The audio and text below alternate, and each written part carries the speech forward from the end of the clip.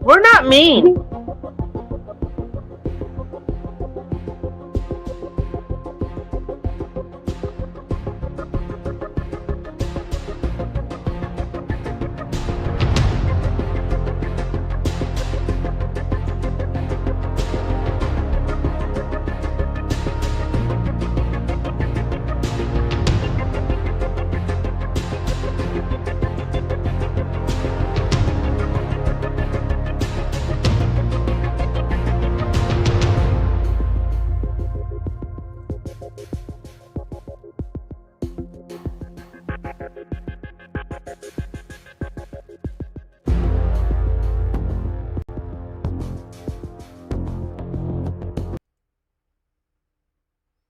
Well, good morning. Welcome in and welcome back.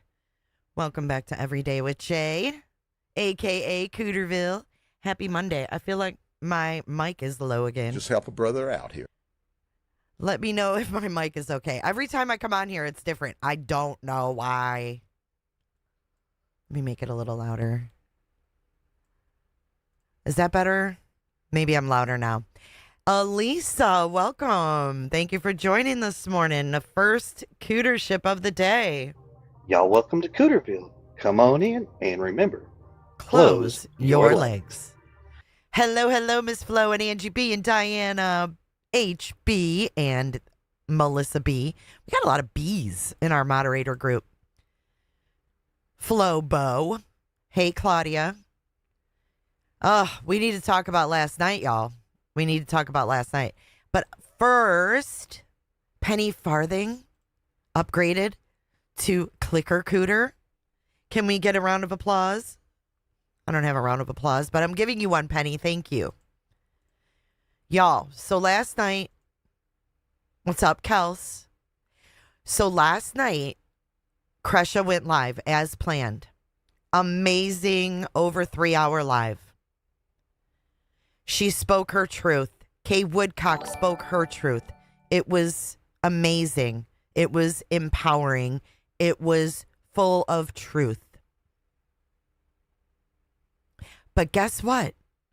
Guess what Miss Matthias did? She struck it for copyright.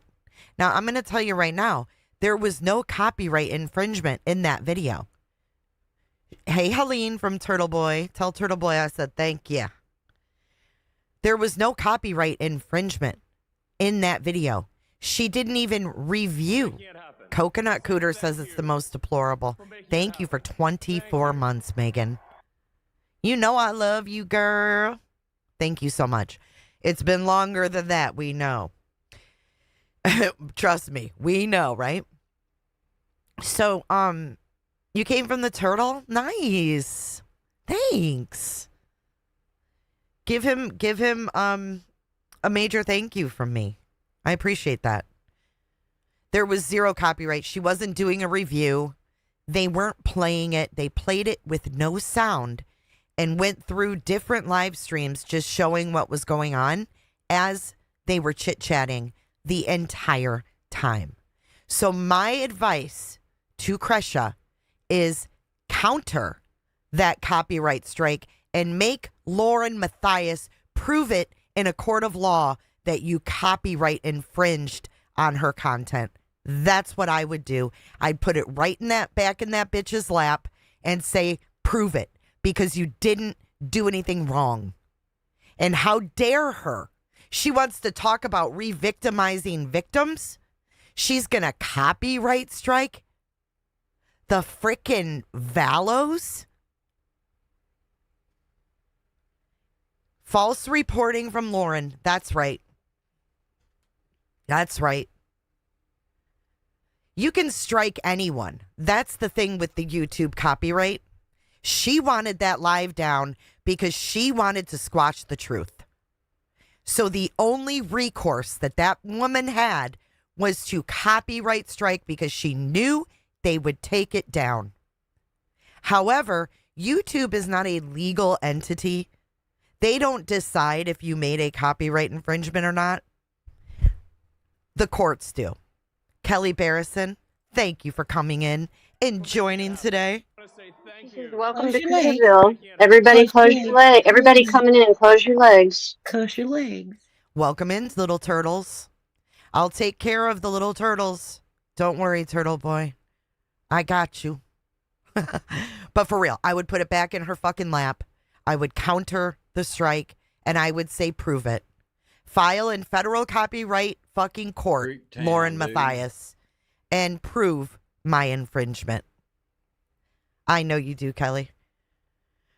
So we're going to listen to the clip that I did get, which I felt uncomfortable doing because I was like, oh, she's still live.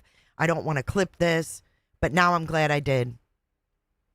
Because Lauren Matthias, you're not going to silence all of us. You're not going to do it. The truth is the truth, and we will continue to push the truth through the YouTube streets. So the little part that I did get and made a little video out of is the meat and potatoes of what Kay had to say about how she's been re-victimized, not only by Lauren Matthias, but by Donna, Serafina, and others. You guys ready to listen to Kay Woodcock speak her truth? Here you go. On this kind of stuff from Lauren, I'm sorry to see what is happening there, but there were a couple of things that really broke the camel's back here. And when I heard when I saw she compared herself to Charles because nobody's listening to her, I call bullshit. That was so disrespectful. It was unconscionable. It was so wrong. Don't claim to be there for the victims when you're claiming to be a victim yourself and using a victim as your comparing yourself as being a victim. My brother, come on, what the hell? Think about it. Continue as they talk about my dead brother and my husband. With receipts, might I add. And you know what it is? It's being dubbed dark. Like, that's what John and I have been talking about a lot, too. Like, I feel like I'm like Charles Vallow running around, like, trying to get people to understand what's going on and trying to figure out what's happening, and no one will talk to me. And then all of a sudden I get labeled dark. Dark. Where do you get off doing that? No, I call bullshit. That was it. Then I'm gonna mention Tylee. That's really Colby's gripe. But I can tell you from an aunt standpoint, that was the same thing. You are not outspoken like you don't even know Tylee. How can you know? No, it doesn't. No, you shouldn't say a word. And I'm sick of having to defend myself or questioning who I am. And it's true. My husband mentioned that I question, what did I do? I'm having Grayson spend 60 hours going over 6 years of text messages. What have I said? I'm writing apology notes into thin air, not even really knowing what for. Or if I need to, of feeling terrible. Anyway, I'm not dark. Oh, you're not, huh? You know who else was outspoken and said things as she called it? Tylee. And that's what I do. And if you're seeing some of my private message and a text message, you're going to see it. Anyway,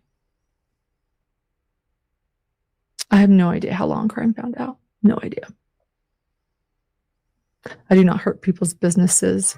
I do not talk poorly of victims behind the scenes. And then let's throw in Charlie Kirk in the mix. I didn't know him, but I know you probably didn't know him, but still, there you go. There's another one. Just stop. If you're really there for the victims, like us, like you say you are, like Lauren pretended to be, and then she'd walk around us and trash talk us. And I do know that. And I do know it wasn't AI. I know it was real. And she can talk all around it for days, and I don't care. I don't care, but I know the truth. Hear that? Let's listen to that part again. That's pretty important right there. You know it was She knows it's not AI. Did you hear that? this, and No, I did not download the live. I only got these clips. trash talkers. Listen. And I do know that. And I do know it wasn't AI. I know it was real. And she can talk all around it for days. And I don't care. I don't care, but I know the truth. There you go. Well, she was saying that they were faked. She was saying that they were faked. So there you go. That's what Kay had to say. And then Lauren went and copyright struck her. Colby was just sounding off about Annie Cushing. He was calling Annie Cushing a liar, which is Joe Ryan's sister. And then when Kay spoke out, he went live on his own channel, not related to that. I popped over there. I did not see him talking about Kresha or what was going on. He was taking call-ins. It was almost like a distraction to take viewers from Kresha. You know what I mean? In a nonchalant way is how I saw it. That's weird. Why would you be in the chat where they're speaking their truth and then go live? It doesn't make sense. So did Lauren put him up to go on live? Who knows? Or maybe his adopted father? Yeah, Lauren copyright struck Kresha last night. Stacy and Dad, good to see you. But yeah, I think it was all concocted. I think everything that happens with Lauren is concocted. She did not want the truth out there, and when Colby's live didn't take all the viewers away, she copyright struck within 2 hours of Kresha ending the stream.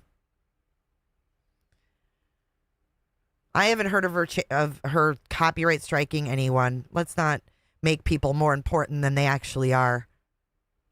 I mean, for real. Why would Lauren strike chasing? For what? The whole 6,000 people that are subbed? I mean, this is about keeping the victims silent. This isn't about chasing. This isn't about any YouTuber. This is about keeping their thoughts, feelings, and truth silent.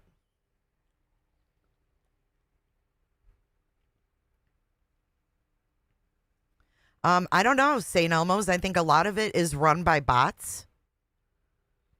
So, I don't know. I would copyright, I would counter-strike it. I'd put it right back in her lap and make her prove it in a federal copyright court that I infringed. That's what I would do.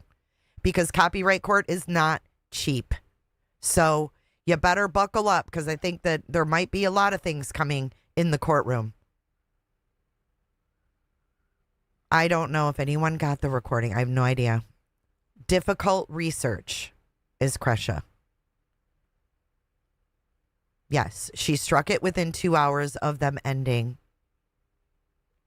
Yep. Yeah, I don't know who's running a narrative, but I don't really care about Kels. Exactly. All right, so do you guys want to watch this one more time? It's 3. Let's walk through it because she does say a few things I want to comment on. On this kind of stuff from Lauren. I'm sorry to see what is happening there, but there were a couple of things that really broke the camel's back. And she also went on to say that she found it a little disturbing in the last year that Lauren was portraying them as being such good friends, etc. Mickey, I have no idea, okay? I don't know who has what. Stop. Anyways,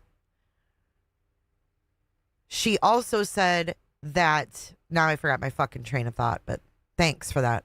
Appreciate it.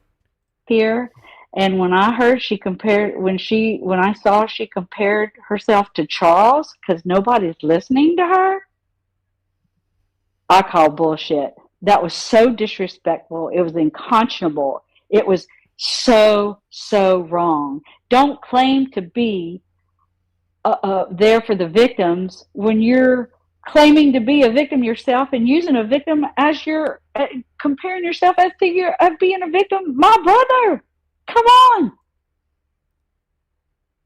What the hell? Think about it. Do as they talk about my dead brother and my husband. And you know what it is? Oh, yeah. All the great info from Awen, gone. Unless she counterstrikes and she gets the video put back up.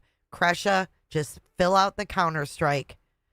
I promise nothing bad will happen to you for counterstriking this bitch on a false copyright report from YouTube.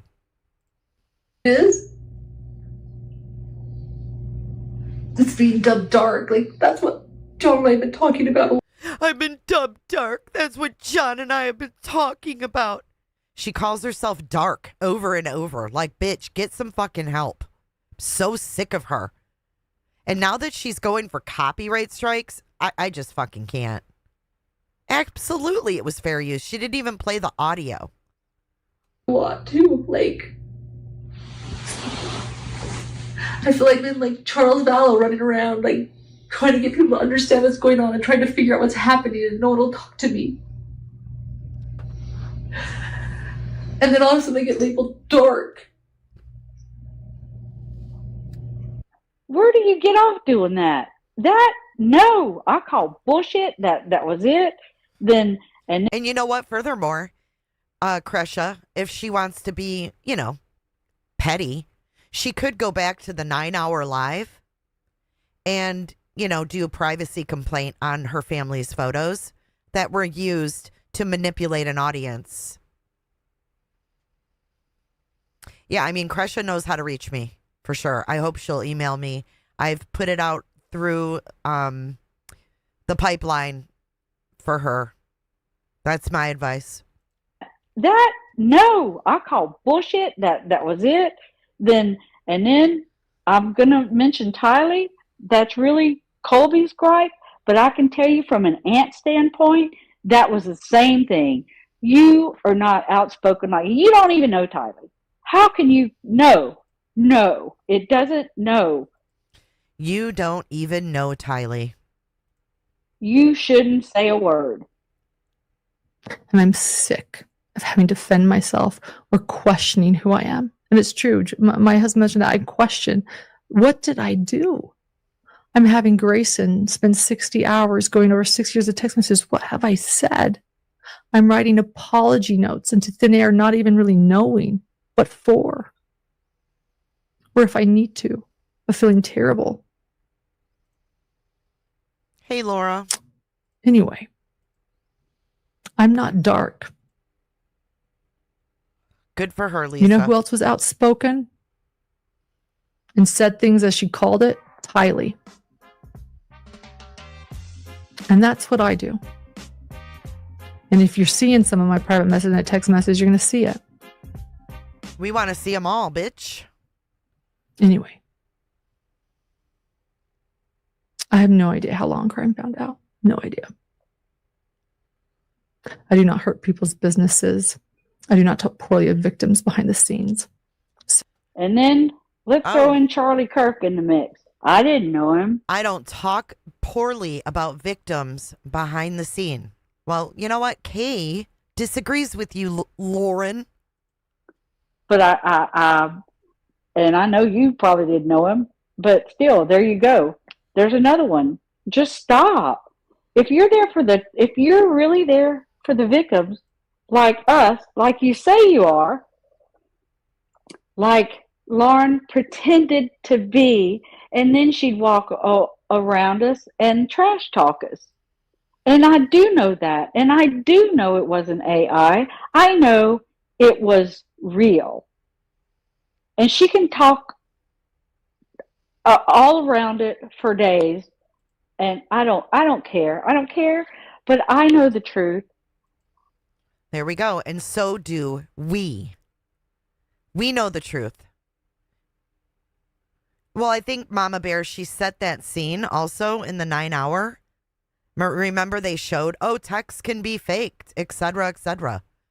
Good morning, Chico. I mean, if this doesn't speak volumes that she's trying to suppress the truth, I don't know what does. I don't know what does. Despicable. Lauren Matthias, you're despicable.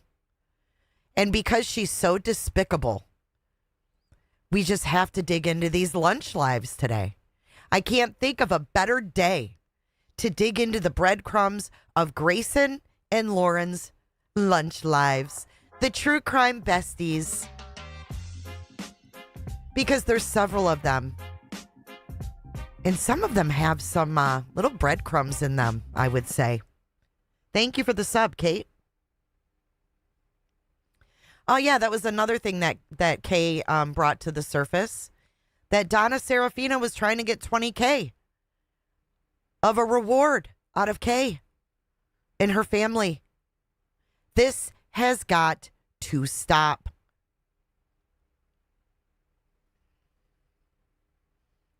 It's despicable.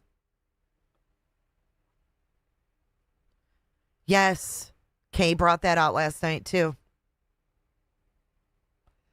I think they're at 319. They were at 321.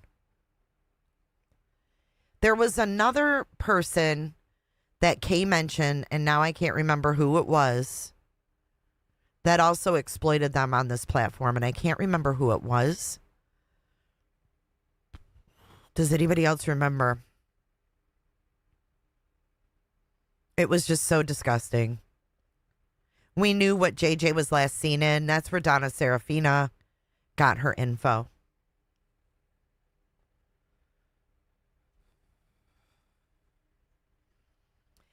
Her name is Reverend Donna Serafina. She claims to be a psychic on YouTube. Oh, it was Trisha Web Sleuth. What did she say about Trisha, Angel? I'm trying to remember. It was a lot. Yep, silencing the true victim's family. That's the real Lauren. Sure is. Because they claim to have the subs that they have, but have never celebrated getting a plaque. Do you guys want to see a plaque? There's one right behind me. See it right here? Right there. That's what you get at 100K. You get a shiny YouTube plaque and it's free. So if they truly have the sub count that they claim, because according to the playboard that kreshas showed last night, only 21% of their viewers watch their channel. Yeah, because YouTube doesn't grant plaques to people that buy subs. And Jax, I heard that is not Grayson, so there's conflicting information. There's no proof that that person was Grayson. So, and Kresha made a joke. She's like, right now they're probably 3D printing it. But another weird thing is that most YouTubers actually celebrate their 100K because that's when they get their plaque and everything. They celebrated, weirdly, 144K to align with the 144,000 chosen in the Daybell Trial fiasco. And then they just happened to hit the 144K when they wanted to. But that's not the typical number that YouTubers celebrate because it's 100K. But they did that. Fucking obsessed. Bites Bits. Thank you for your super chat. This is my new favorite channel. A true professional with killer snark for days. Thanks, Hidden True Crime. Thank you so much. I'm glad that you enjoy my channel. Which is wild to me because I'm just sitting here being myself. But, you know, to be honest, I've been waiting years to call this stuff out. I'm glad that it's all coming to the surface because I'm here for it. So we're not here for the manipulation. Lauren, you can fuck directly off. I've actually got a sound bite for that. Fuck directly off. We're not going to lay down. You thought you were going to control the tubes. You thought that you were going to have all this backup and you were going to look squeaky clean like you always have in the past. And it fucking backfired. And now you're having a baby temper tantrum like a little toddler with their white hard bottom fucking shoes, kicking them on the fucking ground, filing copyright strikes against victims. Who copyright strikes JJ's aunt? I've never seen that. I've never seen someone do that. But where's the bots now, Lauren? Are they backing you up?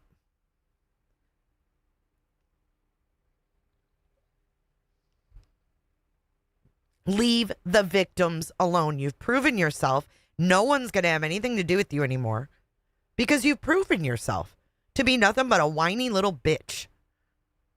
A whiny little bitch with some money and a halfway large YouTube channel. That's all you are. The lawn crime. You remember those little hard white bottom shoes? God, it's sick. Builds her entire channel off of their family and then strikes them for speaking their truth because she's a shitbag. Okay. Makes sense. So let's dig into the lunch lives. Here we have Grayson and Lauren. This one is going to be from 4 months ago. This is from June 5th of 2025. Here we go. Grayson. Hi. That is one giant fuzzy microphone, isn't it? But it works well. We like it, right? I am here with my And strike this, bitch. producer, Grayson. Hi. And if she seems shy, it's because she is shy. She prefers behind the scenes. But you know what? I'm like, nope, you're coming on. Stick with me. I just made her smile for the thumbnail. So we're going to talk predictions. Today, this morning is opening statements. Or should I say, is it? Because you never know with Lori Daybell. You never do. Your But twin. it's supposed to be opening statements. Prosecutor Trina Kay has prepared. I'm sure she will move forward. I don't think Lori's going to be able to stop this no matter what she does. Again, if she comes in with a wheelchair, it is what it is. She'll be probably very sweet, though, and behave well in front of the jury. So there is a large crowd upstairs, a very large crowd. Opening statements make sense. People waiting to get in. We had to come down to do this live. Rachie, we know it's a strike by her because when you go to the video, it says this video has been struck by hidden true crime. That's how we know. No one's making things up about little innocent Lauren and blaming little Miss Innocent for things she didn't do. I love you, Emma Swan. Thank you. Speculating what we're going to see. And I am going to start coming closer. This is the way I want to stand. I want to start with Grayson. What do you think is going to happen up there today? She's going to start by saying why she can't proceed. Absolutely going to be a reason. It's going to be somebody else's fault or she's sick. And then... Sounds like your boss. It's going to be someone else's fault or she's sick. I don't know. I don't think she'll say the evidence will show because... The evidence will show. That's what she did. I don't think she'll do that this time. I think she's going to have a different line. And she's going to say it 74 times over and over and over again to the point that we're going to sit in the back and be mouthing it the whole time. Evidence will show. Let us remind all of you that for opening statements for her last trial, where we saw justice for Charles Vallow, she repeated her opening statements. The evidence will show. It was highly ironic since when she was able to present her. Sorry, Rachie. We're all a little emotional and on edge. I didn't mean to jump at you or snap at you. It's just we are all on edge that she used this family and their trauma and the murder of these kids and the murder of Kay's brother to build a YouTube channel to put this fake on just to copyright strike them. It's just like I'm literally holding in how I really, really, really feel. So I'm sorry if I snap at you. I feel very a certain type of way about this.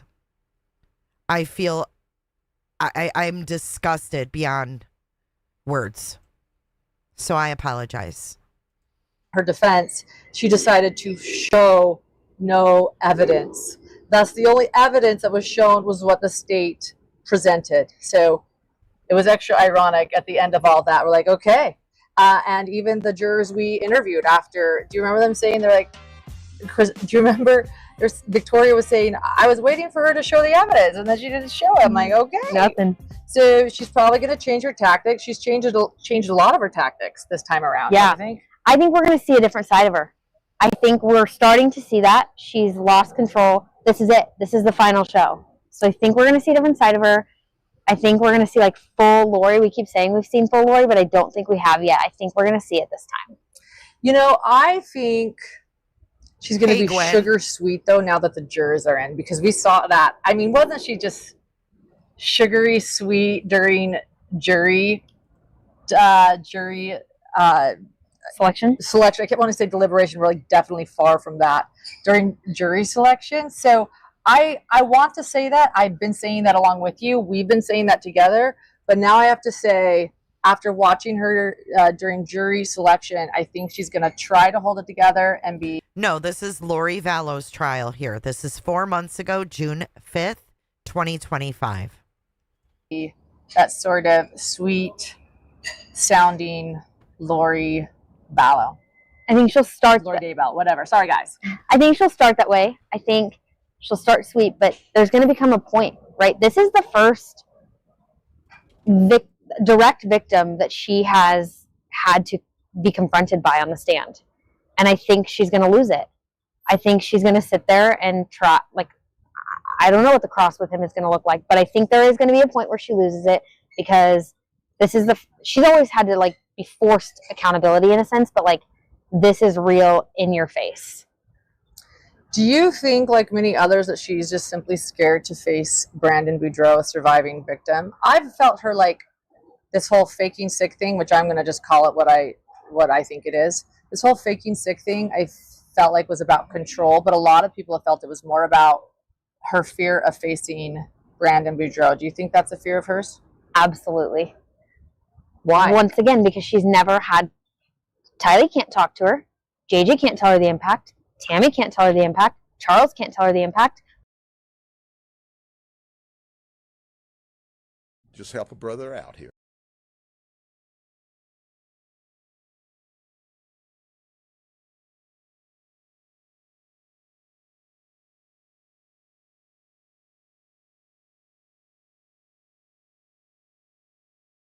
Y'all welcome to Cooterville. Come on in, and remember, close your legs. Shit, I was muted. Sorry about that. Jojo, thank you for becoming a member today. I appreciate it. The surviving victims have, but Brandon is somebody she almost took his life, and it didn't work. What I was saying is, you're going to hear in one of these that Lauren is getting up at 3 a.m. and recording videos before they go to the trial. Look how tired she looks. Is Lauren like working her to the bone through these trials? Editing, fucking recording in the middle of the night? It's weird. Work. And so he's going to get to say his piece. And I think she's scared of it. Mm-hmm. What do you think about testimony today? Here's the interesting thing with testimony. I feel like Trina K, we learned, she likes to tell the jurors before she shows the jurors. And I felt like last trial, Charles Vallow's trial, was sort of a crescendo where she started with not like a pow testimony right out of the gate. It was law enforcement, and let's be honest, the majority of all witnesses for the prosecution are law enforcement, minus Brandon. Oh, there's Kresha. She says LM is a hooker. Scheduling again for tonight at 7:30 Central. Can't stop, won't stop. I'm fighting the copyright for someone who prides themselves against cancel culture. This says so much. I am so sorry that she did this to you, but I have full confidence that if you file a copyright, Your video will be back up in 10 days. And we got you. We'll be there at 8:30 Eastern Standard Time, just like we were last night. Rachie, thank you for joining. And again, I'm sorry for biting your head off this morning. Y'all welcome to Cooterville. Come on in, and remember, close your leg. Thank you for not holding it against me, Rachie. I appreciate it. We do. We all got your back. Can't stop, won't stop.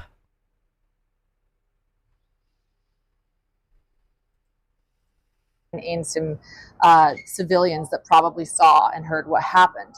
So Brandon's available. She has admitted to having to reset a lot of her witnesses' schedules because of what Lori has done the last few days. She had to cancel flights, reschedule flights. She's working with her witnesses' schedule. So I have wondered if she might start with Brandon Boudreaux today, because we know he's available. At the same time, Kate. I think that he might be someone that she wants to save towards the end. But testimony... Well, I guess now, Kresha, record everything. Just record everything. Lesson learned. But file that copyright, baby, and I think your video will be back up in 10 days. It ain't my first rodeo with copyright. And especially when you didn't infringe on her copyright. It's a false copyright, kind of like the false police reports. Is moving forward to today. What do you think she's going to start with? I think in a trial, this is my opinion, not a prosecutor, you have to start with something that's going to pull in the jury, right? And I think if she starts with Brandon, there's going to be a connection there. They're going to see him. They're going to see the impact this has had. So they're automatically going to have a connection there. And then they see the rest of it. And I think that could be a really good move. I don't know if she'll do it, but if I can't with these two. If I was a prosecutor, again, never been to law school, never done any of that. But if I was a prosecutor looking at how to get these jurors into it, that's what I would do. That's similar to why, like, a lot of the times in trials, we'll see 911 calls early on because you want to lead with something that hooks the jury. And I think Brandon first. You want to lead with something that hooks the jury? What does she know about? Listen to these people. Could hook the jury really well.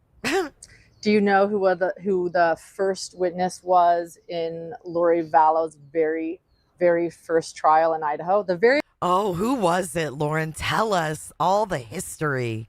Very first trial out of all these cases, 2023 in Idaho. First witness on the stand, she's shaking her head, is Brandon Boudreaux. That's who they started with. It was really interesting.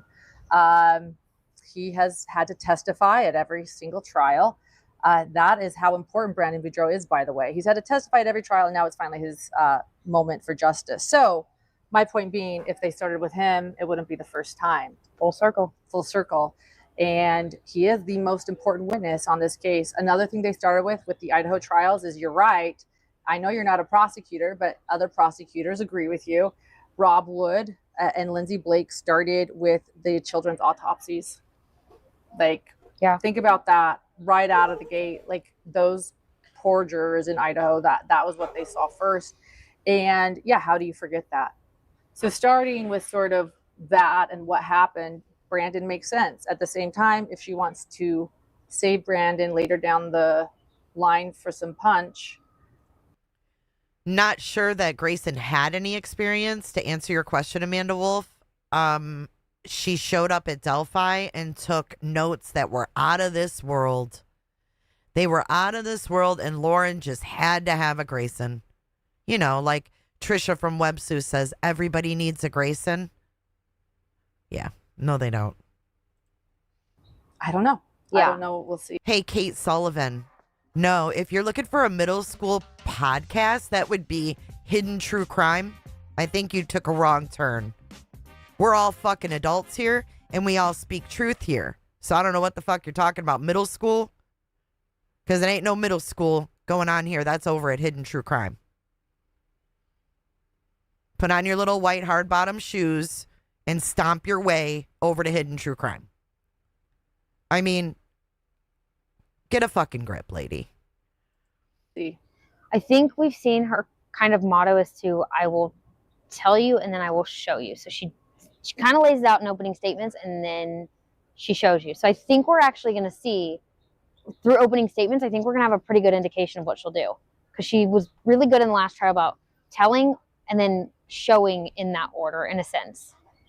But at least that's how I felt. Yeah, and her closing arguments I felt were really powerful. The jurors. Her closing arguments were incredible. They were incredible. Lengthy, but necessary, and I think that they clarified a lot of questions, and anything that was missing for the jurors was solved in that moment. If you guys want to know why I'm a lot closer to the camera than Grayson, each time I turn it towards her, she takes a step back. We started almost our shoulders touching, and now she's like, okay, I'll come back. She's back now. She just keeps getting further. I'm like, come back, come back. Cameras are not my thing. She keeps going like that. I'm like, I just looked finally. I'm like, she's like, you're just little. Cameras are not my thing. Yeah, I also think, I'll be honest, I want it to be Brandon. I hope that Brandon testifies today. I think that he's the most powerful. He would lay it all out. And you know why else I think would be good? On cross-exam, I think that Lori's going to try to be sweeter. Like she realizes it's first impression with the jury. And so I think that she wouldn't get as snarky with Brandon right now. I've gone back and forth on it. And some moments I'm like, maybe she is going to get a little snarky because she's going to actually come this way because I don't know who they are. They deserve some privacy there. Okay. Maybe she will get a little bit snarky. But then there's other moments where I think you're right. She is going to try and be really sweet because it doesn't look good if you treat a victim like that on the stand. We look at Kay Woodcock, how she backed off. I think there was, one, I think she was terrified of her. Two, I think there was some strategy there, right? Like if you should be terrified of her. You should be terrified exploiting Kay. That's what I think. You have a surviving victim on the stand talking about the impact and emotional about what happened. It doesn't look good to be so combative. Huh. Right. Wow. Trina Kay did give us This a hint of aged what well. the defense's strategy is going to be during jury selection yesterday. Let us remind you, she said that what they're going to hear is that because Brandon Boudreaux survived, there was no conspiracy theory to kill him. She sort of told us what Lori's strategy is going to be. The defense is going to tell you that because he survived this shooting, you're going to see Uncle Jerry and the aunt on one of these lunch lives. We've got like 4 of them to watch. There was no conspiracy and there was never a plan. And I think Lori showed us that she's going to try to claim to all of these. Thank you, everyone. Grayson, you're adorable. Glad to have her face now. She is. I think that she's going to say that these shooting range incidents, that's going to be part of the evidence that Alex Cox was preparing by going to a shooting range. Everybody goes to shooting ranges. And there are the ward. A lot of jurors. The ward says not a fan of cameras, transitions, or the truth. She has no idea what a transition is. Hashtag shitty editor. She definitely did not get hired for her editing skills. I think I counted 34. 34 jurors. There we go. You keep going to sorry. the side. I think I counted 34 jurors, maybe 35, somewhere between 33 and 35, like regularly go to shooting ranges or have been to shooting ranges. So I think you have a point. In terms of, you mentioned something, but Lori saying because he didn't die, there was no conspiracy. I do think that that's very true, because there was a point in jury instructions, I think it was last week, where she brought up that she wanted a part of jury instructions changed, and Judge Boreski, or the preliminary instructions, Judge Boreski gave Trina Kay the floor, and Lori was like, well, just because I think it was Trina Kay or Judge Boreski ended up saying, just because you weren't successful doesn't mean you didn't conspire. So I do think that in Lori's brain, because it didn't happen, it's not true. Right. I'll also say this. Grayson thinks, I'm going to give you away a little bit, but Grayson thinks there may be charges after. I'm being cyberstalked. That this isn't the last of Lori, that there Grayson thinks there's going to be more charges because she's a fucking expert in the field. Might be charges after this case is over. If that's the case, let's play with that idea, okay? That after this. How about we don't play with that idea? Because you're like friendly with the victims. Let's not do that. Let's not play with those ideas. This is why you don't get close with victims if you want to talk like this. You don't talk like this when you're inviting victims into your home. God. Trial is over. They have plans to charge other people. If that's the case, I think they're going to also have to set the stage for those charges in this trial. Yeah, maybe. Maybe. I don't know. I think that they're going to have to plant and show, not plant, they're going to, no planting evidence. They're going to have to plant. God, Lauren, what kind of slip was that? Have to plant and show, not plant, they're going to, no planting evidence. I think they're going to have to show the evidence that they're a co-conspirator. The fuck? That's one hell of a slip, eh? They're not planting evidence. Leakage? Right, Gigi? Kim Hastings. Welcome to Cooterville. Come on in and close your legs. Thank you for joining today. Planting evidence. I think they're going to have to show the evidence that there are co-conspirators. And so that would have to, I think, also happen in this trial. So I actually think this trial is going to be very interesting. Yeah, I think they would have to. I think we're going to learn things that we haven't heard before. Oh, hold on. Pause. That's a juror. Yeah.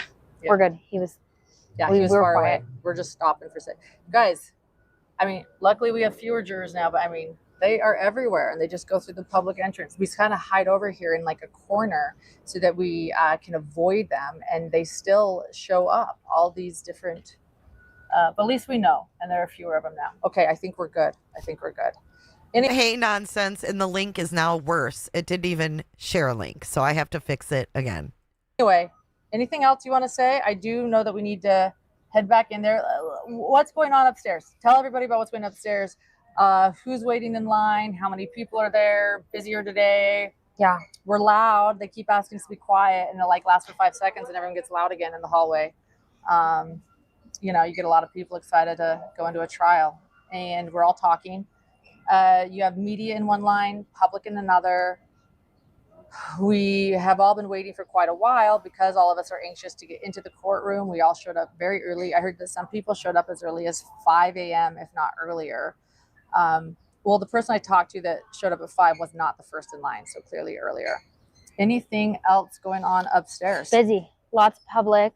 Our media friends are there, most of them. Media's quieter. This is June the 5th. This is June the 5th, 2025, and she was, I think, in fear for her life at this point. This trial. Yes. Which is interesting because I thought that we would have more based on how she's been acting leading up to it. But I think opening statements, depending on how those go with her, we could see a big shift in that as soon as tomorrow. There's a lot of other cases going on that I know people are following. And so I think a lot of media is at those ones right now. But I do think that depending on how opening statements are, that could shift. Yeah. I remember having a really great conversation with Ashley Banfield on our channel here, on our podcast and YouTube channel. And Ashley Banfield, who has a lot of experience reporting at trial, she said it's very rare that when a defendant has a second trial, it gets as much media attention. Yet, Charles Vallow's trial with Lori representing herself, it got a lot of attention. We have talked to many people who weren't even interested in this case, who hadn't followed it at all for the last 6 years until Lori started representing herself. It brought a lot of new attention. But not only is this now Lori Vallow's second trial, it's actually her third trial. They look so Yes, she's scared. representing herself, but she's representing herself now for the second time. So the question is, how much do people care? How much do all of you care? And I just heard, by the way, that Larry Woodcock is in chat. Is that true? I'm so grateful for the chats that I see. Hello, Larry. We are so grateful to see you. So the question is, how many are still invested in this while Lori represents herself a third time? I'll answer that. And Larry, I'm so glad you're here in the chat.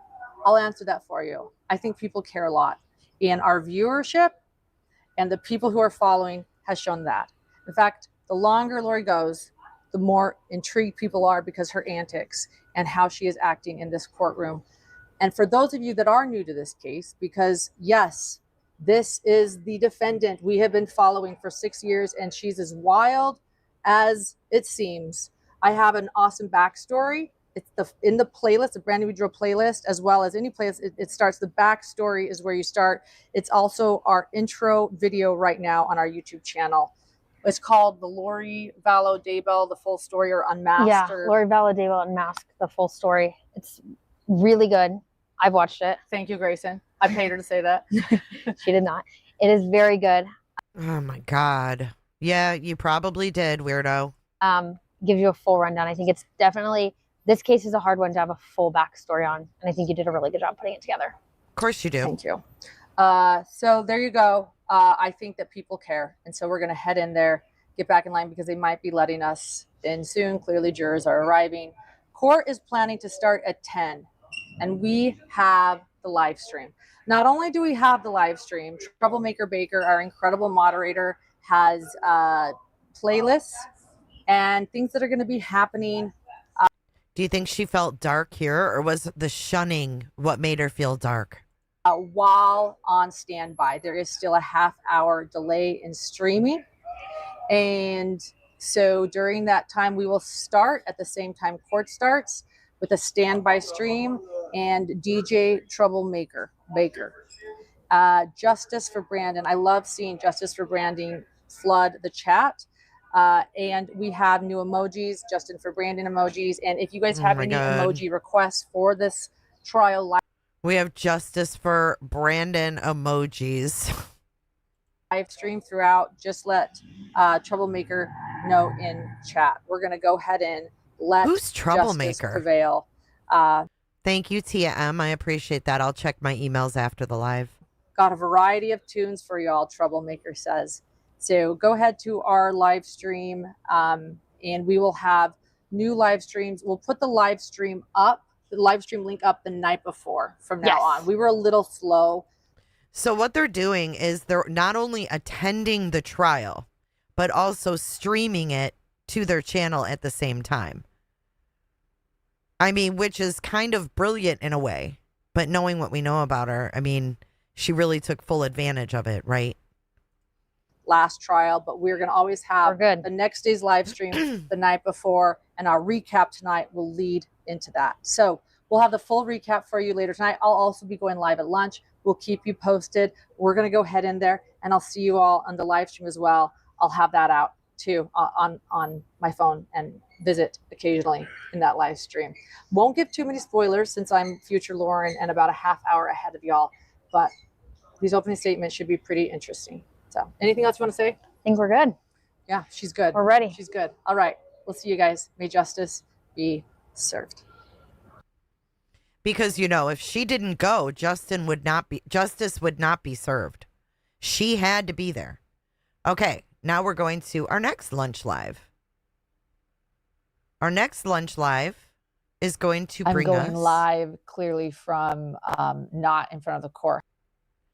This is from June the 6th. So this is the next day after the one we just watched. House. I'm actually in a hotel room in Long Island, New York. I'm in New York. I'm actually here for this is a Gabby good one. Petito Foundation. Yeah, she's here. She's in Long Island for the Gabby Petito Foundation thing. Listen what she says, y'all. Listen to this part. Dinner. But I have been sitting, that's this evening, and I have been sitting in my hotel bed all day, watching everything along with you, and my mind is blown. Let's talk about my initial reaction. By the way, so this trip was planned right after our recap last night. Okay, so we just watched the lunch live from yesterday, the day before. Then they went live that night, Now, this is after their live last night. Listen what happened. Off, grabbed an Uber to the airport, flew all night last night. This trip was planned right after our recap last night. Jumped off, grabbed an Uber to the airport, flew all night, and here I am. We've been here since this morning, watching along with you. But I'll be honest, when the judge was questioning some of the potential jurors and saying, hey. So the Gabby Petito Foundation plans their things well in advance. Why would she suddenly decide to fly to Long Island on an overnight flight to go to this foundation dinner when she really, what'd she have to do with Gabby Petito?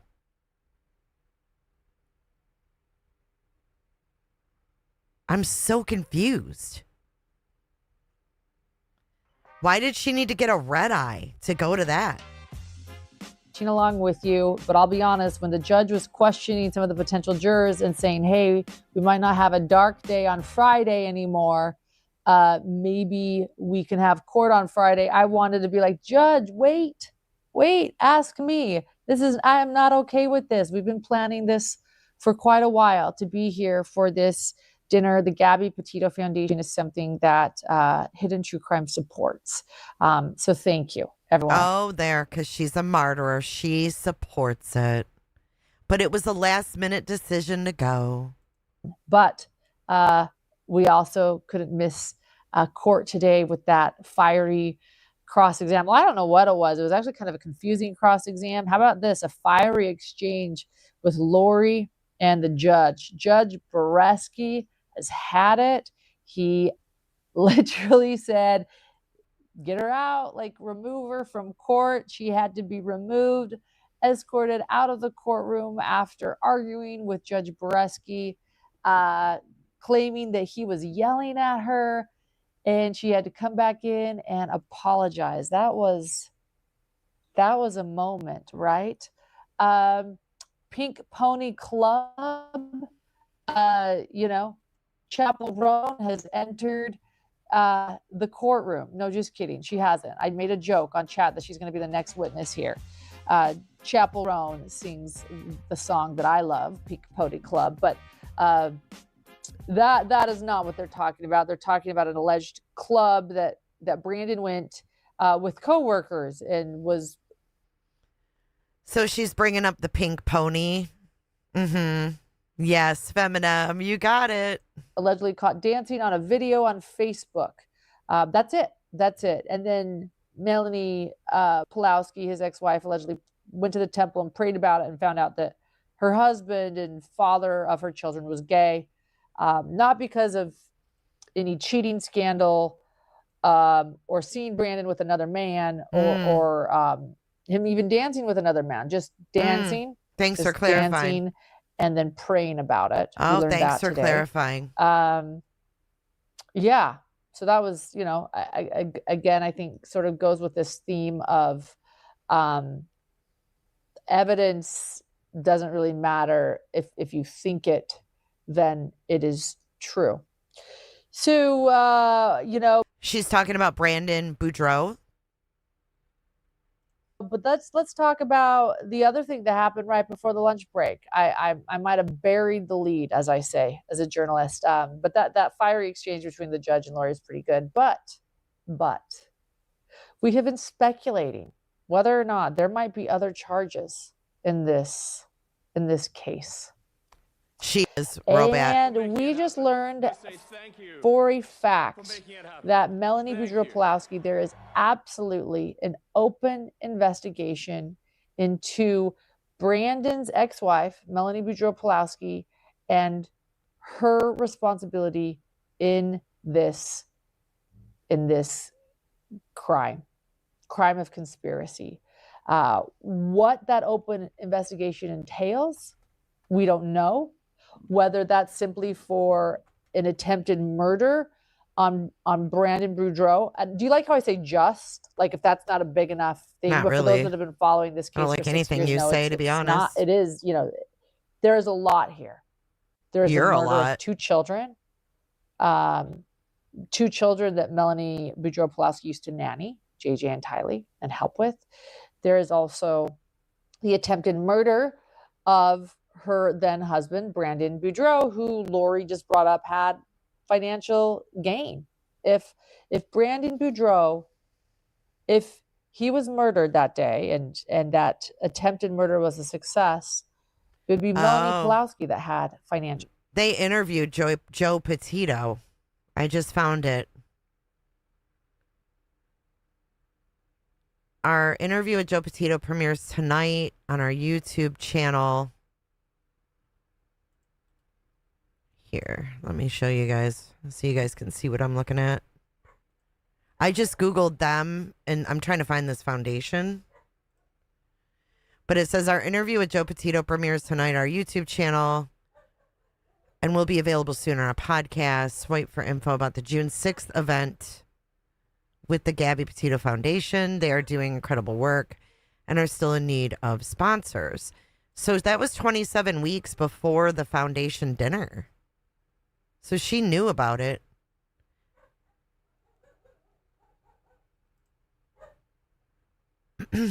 But I don't see any photos of, I mean, at least I'm not finding them on a quick glance. So if you guys have any photos of them together, let me know. Gain. She was Melanie Boudreaux then. That's why I keep saying Melanie Boudreaux Pulowski. A lot of last name changes in the last 6 years. Yeah. But there might be another one coming too. If my gut feeling is right. But Lori, that's great. I love that she's throwing her niece under the bus. Lori also is denying of her own financial gain, which is the fact that she encouraged Melanie to move with her to Idaho. And as somebody pointed out in the chat, who just went live? Running Bear. And that I pinned, they were convincing Zulema, according to all the FOIA documents, Alex, Lori and Chad and Melanie Boudreaux-Pulowski were convincing Zulema to move to Idaho as well. She was living in Arizona with Alex and Zulema.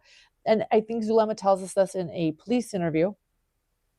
This is when Alex suggests, I think I'm their fall guy. We're good. And Zulema explains, no, I can't move up there. This is actually in text. Actually, I realize now in the FOIA docs. We'll try to find it. But Zulema says, no, I can't move up there. I've got to have a job. I've got to work. And what does Lori tell Zulema and Chad? With the money we're going to have with Melanie's going to take care of us all. Don't you worry. In other words, we're a cult. We've got a compound. Come on up, Zulema. We're going to take care of you. This is a village. And we're going to make sure everyone's taken care of. So the financial game was that what you told Grayson? Lori's and Chad's too. But nonetheless. Wow, thank you so much, Sherry Baby, for the $20 super chat. Hello, Sherry. Sherry Baby. Lori is throwing her own niece under the bus. Whether she wants to say that or not, she's claiming that's not what she's doing. Trina K just said, are we entering a third party, defense here? What's going on? And Lori's like, no, that's not what I'm doing. That's not what I'm doing. But it is what she's doing. She's just, her brain doesn't get there to realize what she's doing. Trina K is saying, look, I haven't even brought up any financial gain here. That's not even the motive here. Financial gain. Lori's like, well, I want to bring it up and I want to let everybody know that it was my niece that had the financial gain, not me. And to then Trina responds, well, there is an active, not just an open investigation, but an active, open investigation into Melanie Boudreaux-Pulowski. And honestly, if there was any immunity, which people have speculated about, any immunity with Melanie Boudreaux-Pulowski, she'd be testifying, right? Against her Aunt Lori. She's not a witness. Yes. And I want to point out for those of you that have been following along on all of my lunch lives, my producer Grayson has always speculated that there might be more charges coming. Why does she keep putting that on Grayson? I mean, my producer Grayson, it's like she wants to say there's more charges, but she's putting it on Grayson. I think this lady thinks about having her hands clean with everything she says and does. Like, What does Grayson know? She's 24. Weird. Always speculated that there might be more charges coming after perhaps the verdict comes down on this Brandon Boudreaux case. This Brandon Boudreaux crime, this attempted murder of Brandon Boudreaux, and conspiracy of to commit attempted murder, it's actually really fascinating. The evidence. Notice the lack of coughing. In the witnesses they're bringing down. We also saw some shocking evidence today. That who else jumped when they heard that loud bang during that Ring doorbell cam footage? Oh, good eye, Lisa Smith. Neighbor, Lynette. Good that eye. was shocking. A lot of stuff today on this cross exam. She is talking really slow, isn't she? Mic drops. Some shocking stuff today. Hold on. That is normal speed, you guys. What the fuck? I thought she was on 0.75. Glad that I had the time to watch it all from my hotel room. We plan to bring you the very latest. I'm in New York, so I'm 3 hours ahead of court right now in Arizona. So I plan to go to this dinner tonight. We'll take photos. I'll share everything about it. Let you guys know how it goes. And then afterwards, we do plan to do the recap of everything that happened in court tonight. We've been watching.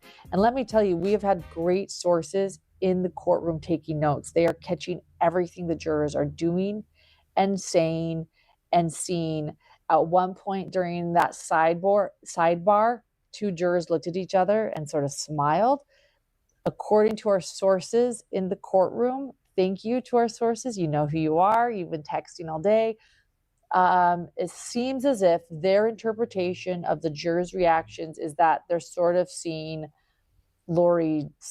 God, she's so slow. Colors and seeing that she's a little, thanks, Jade. My word, not theirs, but crazy, a little off. I'm going to tell you that this little okay thing that Lori does, okay, which is. Sounds like you. It reminds me of you. What inspired Aunt Vicky's fly swatter. I think it's masked rage. Lori controlling herself. Lori has a lot of rage. And we see that on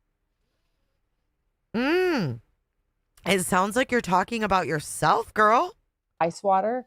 I think it's masked rage. Lori controlling herself. Lori has a lot of rage. And we see that on occasion when the mask comes off. And I think that little, okay, is her sort of pushing and controlling that rage that she has. Wow. Are you speaking from experience? Notice that. Yeah, so we've had the judge kicking her out, Lori throwing her niece under the bus, Trina K letting us know that there is an active, open investigation on Melanie Boudreaux-Pawlowski. And we also saw, what was also shocking today was, there was so much. Like, there was stuff this morning that happened too. How about Lori's investigator not showing up today? The judge has had it. I don't believe anything she says, Amy. So she's lost my trust in anything that comes out of her mouth. So no, I don't believe she has MS. But that's just me. That's my opinion based on all of her other lies. He said if this was federal court, there might be some prison time for that. Isn't that what he said? Like he mentioned, he threw out prison. Yeah, if this was federal, you'd be taken in custody for not showing up. The judge has had it, and rightfully so. He has said himself, I have been patient. Take her. Yeah, that's kind of how you made the judge feel in your fake RO. Out. She, yeah. I can't stand a liar. Trina K is saying, look, I haven't even brought up the cult. I can't stand a liar, especially a liar that takes advantage of people that are victims. No. The financial motive. But you want me to? Let's do this. we'll see what they choose to do. All right, guys, I'm going to go get ready again. I have to go put on a dress. I'm so honored to be able to attend this Gabby Petito Foundation dinner here in New York. And let me tell you a little bit about what they do. They are, Gabby Petito's family is working so hard to help survivors of domestic violence, as well as preventing additional victims of domestic violence, and to also help missing persons.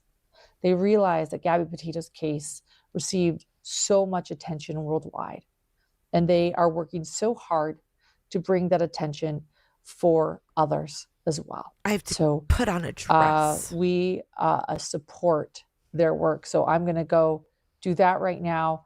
But we will also be continuing to watch after lunch and then bringing you a full recap. And we have our sources in court and we are watching everything. So are we. So are we. Thank you. I just saw that was a great chat. I just lost it. Wait, I hope I didn't just delete a chat. I just tried to heart a chat and I think, oh, there we go. No. Can we have merch with take her out? There could be multiple meanings to that, can't there? All right. Thank you, everyone. Megan Music, so good to see you. So good to see you. Give an inch, she takes a mile. Yeah, I do. I think the judge, that's he had you to too. Bring back the courtroom. Yeah. Prayers for Gabby. Thank you. Thank you, everyone. If only Judge Boreski had been able to keep the original schedule for court, there would have been no court today. So, but Lori, as she says that she doesn't want to disappoint people. Oh, she's mad. She's mad because the judge didn't want to have court on this day, and she had to decide between the Petito thing and court. And how dare the judge let her have court when Lauren couldn't be there. So, but Lori, as she says that she doesn't want to disappoint people, I'm also disappointed that I can't be there today. But I'm very happy I get to be here. That was something else that also happened. We learned that if Lori keeps saying that she's a wonderful human being and that she has so much love in her heart and no malice, oh my goodness, Catherine, I will make sure to donate that tonight. Thank you. A donation for the Gabby Petito Foundation. I will make sure that $20 goes there tonight. Thank you. We learned. Did you donate that $20 to them? I hope so. Though that if we've learned that if Lori does this continually about her character, then the state is going to be able to do a rebuttal and perhaps bring up her past 4 murder convictions. And she has been warned now multiple times. Another motion to remove the judge has also been answered by Judge Green, the other judge. Keep trying, Lori, and you're going to keep getting denied. But she does not give up. So she is kind also of like attempted you. One more time to remove relentless, relentless bullshit from both of you. And now accuse him today of arguing with her and yelling and treating her poorly. It's wild. Someone says we need to just make one solid shirt with all the donations. Jennifer, I will donate that too. Thank you. Thank you. Love to Gabby's family, everyone's saying. So there was another one. I'll donate that too. Thank you. Thank you. All right. Susan Hendricks, our dear friend Susan Hendricks is also here. You can find her. Oh, Lord. We've got the ex-CNN anchor now. Another name drop. Here we go. Channel. Grayson, I need to make sure I get this channel name right. Headline Crime. Sometimes with Susan Hendricks. Headline Crime with Susan Hendricks. Go check it out. You didn't know your friend's she's on the board channel? Of the Gabby Petito Foundation and is also. Thank you so much, Shell. Member for 24 months. Ride or die. Thank you so, so much. I know it's been a hell of a lot longer than that. Thank you so much, Shell. Been here. And she was with us at the Charles Vallow trial. All right. Nancy, Joe, and Kay were both in the courtroom today. Oh, Yes. And Jenny Boudreau. And Brandon has been doing an excellent job so far. We are also supporting him. He has been doing a really good job. I can't imagine having to face this woman. You know? it's kind of like facing you.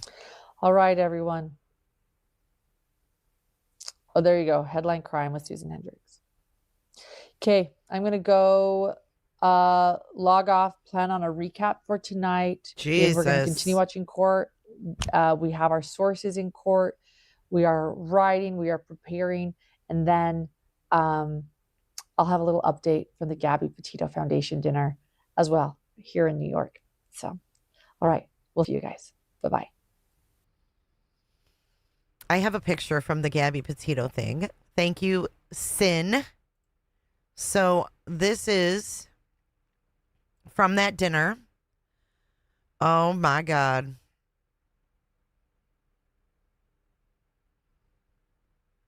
We have Lauren in her shorty little dress with her tits hanging out.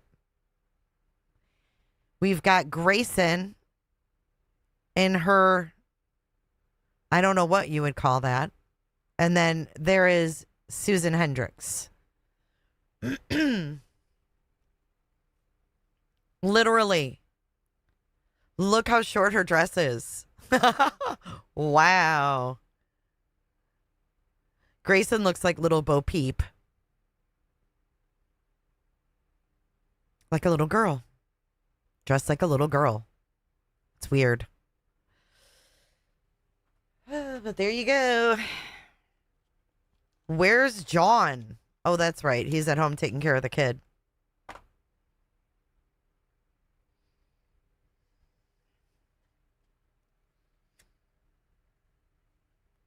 That's a short dress. That is a short dress. She's very pretty. I'm not saying she ain't pretty, but that's wild, man. They're wild people. Flying out there on an overnight flight to get a photo op. Fuck off. Fuck off. Okay, hold on. We've got another lunch live. They're going to get better, I promise. There's little breadcrumbs in each one. So this one here is 4 months ago. Oh, we're leopard printing it today. Feisty, feisty. This is June the 10th of 2025. Hello, hello, hello.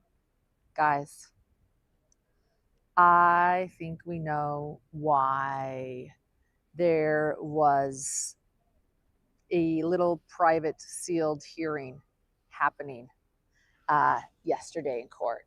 We have something that came down today that discussed yesterday. It's the morning. I'm up in line, but I came down to share this little tidbit with all of you. You're in line or someone's in line for you? This is June 10th. Let me read to you this order that came down the docket. It came down this morning, but it's about yesterday. You ready for this? So Honorable Judge Boreski, Superior Court of Arizona. Let's see. Here we go. Okay. Pulling it up here. Minute entry. It is ordered authorizing the Maricopa County Sheriff's Office to transport the defendant to court using any means necessary to include force to secure the attendance Michaela, me of too. the defendant for her trial on 6/9/2025, Her whole being is scary. which was yesterday at 10:30 a.m. before the Honorable. Oh, wait, hold on. Kresha, I have a copy of the stream recorded on my StreamYard, but it's more work that I want right now to publish it, so I'll pick from it and share later this evening when I go live again. I'm glad you have a copy. I'm glad you have a copy. You know, you could always upload it, save it to your computer, upload it to YouTube, and put it up unlisted so you have it. You know what I mean?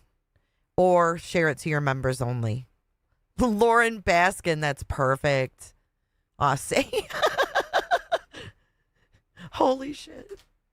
Judge Boreski, courtroom 5D, South Court Tower. We've heard a order like this before. It was during jury selection when Lori was refusing to show up to court because she was AKA sick, quote unquote sick. I don't believe her, if that hasn't been made clear. I think it's all a ruse. We don't believe you either. I like to give people the benefit of the doubt, and I'm done giving her the benefit of the doubt. We're done giving you the benefit of the doubt. Do not believe her at all. We don't believe you at all. We haven't seen an order like that, again, until clearly there was another one yesterday. I've also, makes sense, I mentioned on my recap last night that all of you watched for day 3, that was June 9th, that she was coughing a lot. And I couldn't help but notice that she never coughed when she was doing her cross exam. Isn't that funny? Lori Vallow was coughing a lot, and so was Lauren Matthias. But she didn't cough at certain times. Only cough while Mike. State or prosecution was doing their questioning, a little suspicious.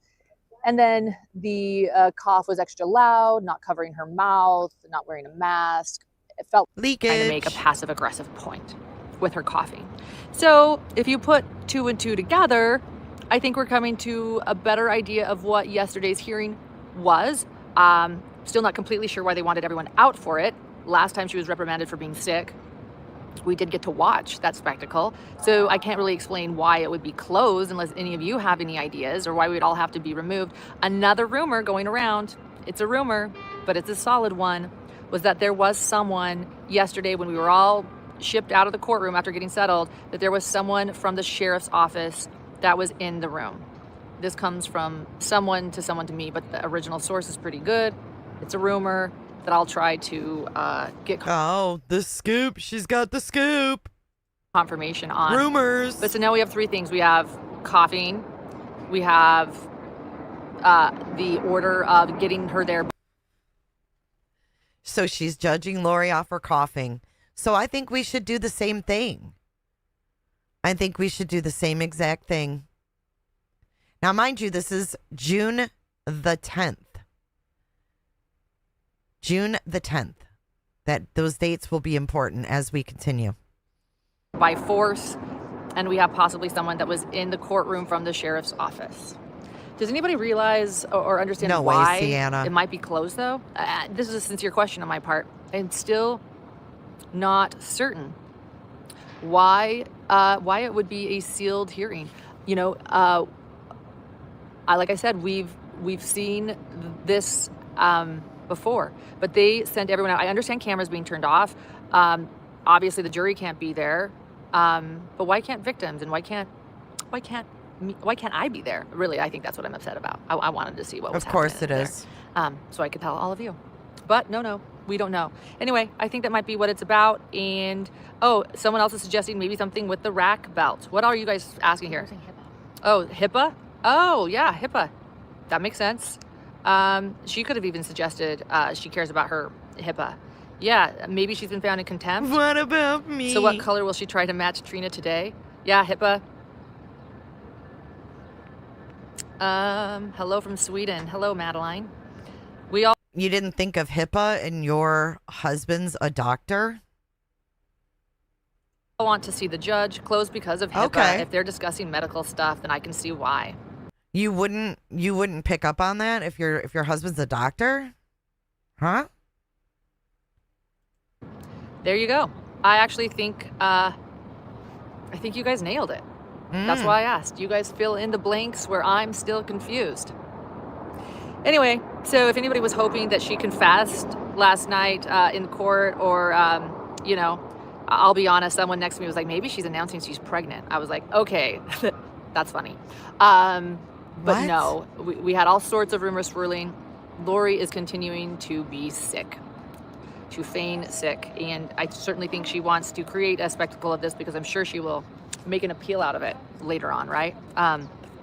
She used the fact that she was incompetent in Idaho recently in an appeal for her Idaho conviction. So why wouldn't she use this? I'm certain they're putting everything possible on the record that they need to show that she is quite capable of representing herself in trial, and that she needs to be here for this trial. Anyway, something else that is so sweet. We're upstairs in line to go into court. I want you to know that everyone in court, yesterday was Brandon, his whole family, a lot of Brandon's family. I'm not exactly sure who is who, but they are here. I've heard that some people have flown in from out of town. Kay Woodcock is in there supporting Brandon. And then today, Tammy Daybell's cousin, Julie Brooks, showed up. She's going to be there in court today supporting This is the cookies. everyone. And you know, she's Tammy Daybell's cousin. These are all connected. This all matters. And, you know, to see that woman that is... She did, Pippi? Been convicted in her cousin's death. So she brought us cookies. It was so sweet. She dropped off a cookie to Gigi and to everyone. And here's Okay, I picked up on a little saltiness. So it sounds to me that the cookies were given to Gigi and Gigi must have distributed them. Did you hear that? Let me put it on normal. We know now that she was talking shit about Gigi. Listen. She dropped off a cookie to Gigi and to everyone. And here's the... She dropped off a cookie to Gigi and everyone. Little saltiness there detected. A cookie to Gigi and to everyone. And here's her cookie's really good. Clearly I've been enjoying it, as you can see. Look at her nails are a mess. Oh, Lord, Lauren. What happened? What happened? Woo! It's delicious. So I will read this to you. She put a little sticker on it. She said, while Lori is serving life with her green chili guilt enchiladas, Chad's on death row, still talking about a storm that hit more like a drizzle. Ew. Please enjoy this cookie that tastes... A storm that hit more like a drizzle, and then you're eating a cookie when we're talking about Chad's storm and drizzle? No thanks. I'm sorry, but no thanks. I don't want to eat a cookie that has a sticker on it talking about Chad's drizzle. That's fucking gross. Sorry, not sorry. Guilt enchiladas. Chad's on death row, still talking about a storm that hit more like a drizzle. Please enjoy this cookie that tastes like freedom. Yeah, no. I'm all set. Michaela, I don't know. But that's... Stop. Loved it. Julie, thank you. It's also really, really good and homemade. Julie makes the most delicious. I mean, we've got DNA on fucking Clooney's sweater. We've got Spermgate. Now we've got Storm's drizzle on a cookie package. Okay. Cookies. Julie is Aunt Vicky's daughter. Julie also knew Lori and Charles. She was in the primary presidency with Lori, and she knew JJ and Tylee. Ugh. This is really emotional for her. She's also shared how Lori actually wasn't very nice to Charles, and she noted that. All right, guys, I've got to go head back up to court, get in line. They're going to be letting us in soon. I'll be back with my lunch live and everything else that happens on day 4, because you just never know. So, all right, we'll see you guys. Oh, God, man. Ugh. A little bit too much there for me. Yeah. Okay, so the next one we're going to watch is another live with Miss Lauren and Grayson. This one's a little bit longer. This might be the last one we get to today. Because I have things I have to take care of. But this one's about 22 minutes long, so we'll go through this one for sure. So let's get going. The date on this one is also June the 10th. You up and give you my first impressions on today in court. I just realized I'm gonna take this off. Want to make sure you... What just happened? Just realized I'm gonna take this off. Want to make sure you guys can all hear me before I continue, because I was having some microphone issues before I started, unfortunately. So we definitely want to make sure. Okay, you can hear me. Is my mic working, or is it more so? Oh, it's working. Okay. Jesus. Well, So first off, here's a great bit. I did a morning live this morning, and you guys saw the cookie that Julie Brooks bought me, or brought us. Oh, this is the cough live. This is the cough live.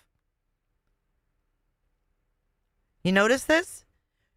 Didn't she talk about the cough in the previous live we just watched, or was it 2 lives ago? This is the cough live. And you guys saw the cookie that Julie Brooks bought me, or brought us, made, not bought. And she was giving them to Gigi and others in the courtroom, and to Gigi and others, the drizzle cookies. And she was sitting in the front row with the victims. Well, I noted that she gave Trina K one before court began, and I've never seen Trina smile so big. Trina actually doesn't smile a lot. She's very professional, and she's wearing some killer red lipstick today, I might add. She's looking good and ready for what lies ahead, because I do think she has a decent job ahead of her. We'll get into that. I do think the jury is skeptical, and for good reason, and there needs to be some more proof laid out, more evidence. But nonetheless, we had Trina K smiling. Ann Potter. Lauren has multiple sclerosis. The cough comes from her illness. I don't believe Lauren. Lauren lies about everything, Ann. So I don't believe anything. I don't give a damn what she has. I think that she does everything calculated. I think she's a liar. And I think she exploits victims. So therefore, her medical diagnoses that she says mean nothing to me. Thanks to Julie Brooks' cookie this morning. I shared what it said in my morning live. I'll have it later today as well, but it made prosecutor Trina K smile today. So, also I wouldn't eat nothing given to me at that fucking courthouse for a murder trial. I would eat nothing. Point out that in the middle of the morning, Colby Ryan showed up, and Colby walked to the courtroom a little bit late. That does happen. He sat right behind Brandon. Ann, are you her doctor? Are you her doctor? Her husband, the doctor, said her cough was psychosomatic. I don't believe anything she says, so I don't give a fuck. I don't have to believe her. She lies and exploits victims. Why would I believe her? Like, get out of here. She's horrible.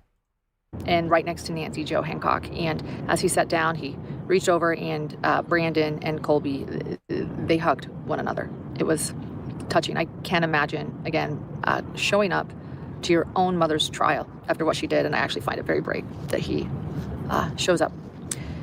Well, okay. So it started with Detective Ryan Pillar, cross-exam. And exactly, Jen. Does MS give you an excuse to use people? Asking for a friend. We knew that was going to happen. Lori hadn't cross-examined him yet. And guys, she had, I hate to say this, she had some wins, in my opinion. She made some decent points. Like, I do, Austin. I believe that Lori. I should change my name on here to Dr. J, PhD. Did this, and I want to see the guilty verdict. I am ready for yet another guilty verdict for Lori Daybell. So I just realized that we have some more things to sort of show evidence-wise to the jury. She once again made a really good point that there were no other photographs taken of the license plate, and let it be known that Holbrook, Arizona is well over 100 miles from Phoenix. And she asked about how many cameras there are in the area, and he mentioned thousands in the Mesa, Gilbert, Phoenix area. On cross-exam, or on redirect, Trina K made some good points that, again, those are on drug routes. But at the same time, beyond that, she points out that people can cover up their license plate, take the license plate off, put a sticker over a license plate so that it is covered as they drive by and get caught by cameras. Those are actually becoming more popular. I was given an advertisement for one of those on my algorithms, I think because people don't want speeding tickets. So I think Trina K was sort of implying that most likely, as he got closer to Arizona, he hid his license plate, but she certainly, I think, cast some doubt with the jurors who don't know anything about Lori or her previous cases that, okay, well, if her license plate was taken, over 100 miles outside of the area where the crime occurred, and not a single photo was taken of a license plate inside the area. That's some decent question. Other things Lori said, she implied, maybe she did a better job questioning today. She had her power hairdo, you know, the Pebbles Flintstone, like extreme, exaggerated. So I think, you know. She's talking about Lori Vallow's top knot hairdo where she put her pebbles. Maybe she was feeling powerful. That's right, classy. I don't know. You know, so, you know, the higher the hair, the closer to God. She was up there today. But, you know, she made some valid points. She said, how am I supposed to do evidence analysis and my own research if you threw away the Tesla window, or if you didn't keep the Tesla to test for trajectory? I understand why they didn't, as they explained that there was no one dead. Brandon needed his car back, so they handed the Tesla back over to Brandon. You can't just keep someone's very, very expensive car. I mean, I guess you could, but it's complicated. So she kind of complained, I can't do testing on trajectory. I can't do what I need to do. What about the bullet? How do we know if it was a handgun or a rifle? How do we know if it really came from this Jeep? So that's all I'll give her. I'll stop there because I hate talking about Lori's potential wins. Where's the diplomas, John? Most PhDs or doctors on YouTube or lawyers, they have their diplomas behind them. They also have their YouTube plaques. Yeah. In court, it makes me feel red flags. Yucky, but I've got to say it. I was like, she's doing a decent job. Redirect, though, with Trina K was good. She explained those things again, and bringing up Melanie's stuff, man. Yeah, let's talk about that. She continues to throw her niece under the bus, and two things she's doing with that. A, she's doing a great job throwing her niece under the bus. I think a lot of us are wondering why Melanie hasn't been charged. I mean, even Lori seems to think that Melanie's responsible for all this, right? I mean, if your own aunt who considers you a daughter thinks you're responsible, certainly the state probably does too. I think the jurors are starting to think that. They referred to recorded phone conversations and police interviews with Melanie Pulowski. Did I say Melanie Gibb for some reason? I don't think I said, yeah. But Melanie Pulowski, Melanie Boudreaux Pulowski, the ex-wife of Brandon, who was the almost ex-wife back then, the still wife of Brandon back then. And that was, I hate to say it, another win for Lori to kind of throw out this third party that could possibly be a suspect. I was thinking, you know, at the beginning of this, we were all thinking that she was going to stick to blaming Brandon for this. This gets he better. Plotted and planned and has guns and created a scenario on his own. It was weird. I was like, that's weird. I mean, not that she ever has a great defense, but that was not an ideal defense, right? Like, weird. You're going to blame everything on the victim. But now that she's blaming everything on her niece, and the niece was married to Brandon with financial gain, yeah, I feel like it's going to be a little bit of a tougher uphill battle for the state to sort of convince the jury that Lori is part of this conspiracy. Like, again, I feel like if I remember Carl, how did we forget Carl? Juror 14, Carl. We interviewed Carl. Carl was the one who thought Lori Daybell was innocent of killing her husband Charles Vallow just weeks ago, and he had to be convinced. He said it was clear that Alex had done it and had been involved. It was pretty to the point there, but conspiracy is complicated. And so I sort of try to channel my inner Carl now. You know, what would Carl think? And if Carl were on the jury today, I think that he would be in a similar place. So if there are Carls on that jury, we've got a problem. Real? How do you show that Lori... Don't speak for past jurors, weirdo. Lori Daybell is responsible for the conspiracy in this, and not just her niece that she's throwing under the bus now. And that's a tough one, I think, without sort of throwing out the entire cult. If you have a cult and you have a belief system, a group belief system, Lori is definitely in this conspiracy. I think that they're going to have to show the storage unit surveillance, because Lori is in there both times, entering and exiting the storage unit with the tire. And then, you know, hold on. It always gets awkward when people walk by, important people. I just got away from Detective Duncan. Oh my God. You're so scared for your life though, right? I just got a wave from Detective Duncan. Oh my God. She makes me sick. If you're just joining, Kresha, who is in chat, She did a live last night, Difficult Research, and Lauren Matthias copyright struck it, even though she wasn't even using her content and was speaking, having conversations the entire stream. This just reached a whole new level of low. And then, I just, hold on. It always gets awkward when people walk by, important people. I just got away from Detective Duncan. So, sorry, I stopped mid-sentence.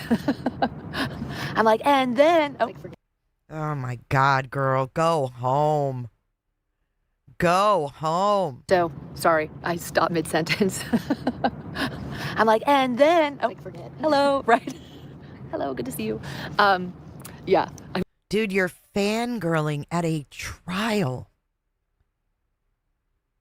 You're fangirling over a detective at a murder trial for children. Oh my God. I can't.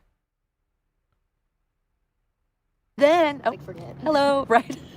Hello, good to see you. Yeah, we even try to find private places, but it doesn't work.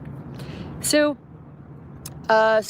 yeah, what was I saying? I think I was just talking about the real Carls. If how do we prove conspiracy without bringing up the cult, without bringing up what else Lori did, without talking about how she convinced Melanie You're right, Kreshas. That is so fucking twisted.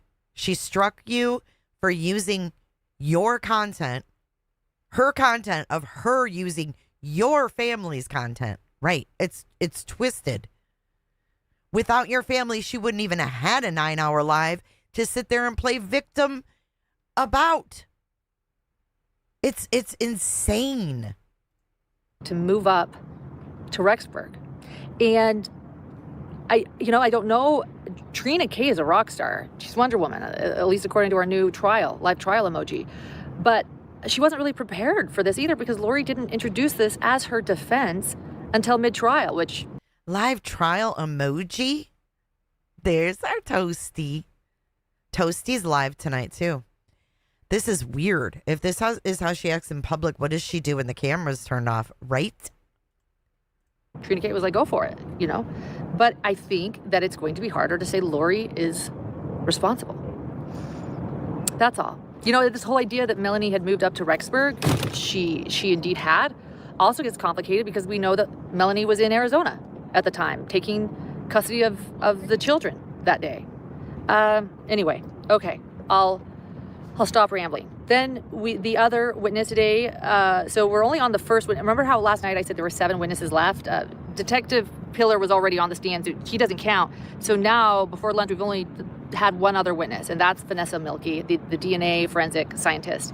And she was able to prove how all DNA forensic cytologists prove that it pretty much Alex Cox's DNA was found in the Jeep. She gave us those numbers, quintillion and numbers I've never heard of with 24 zeros at the end of it, showing probability. You can't ever say it was Alex Cox's DNA, but you can say you cannot rule it out. And the probabilities are this broad. Yes, Kreshas is going live again tonight at 8:30 Eastern.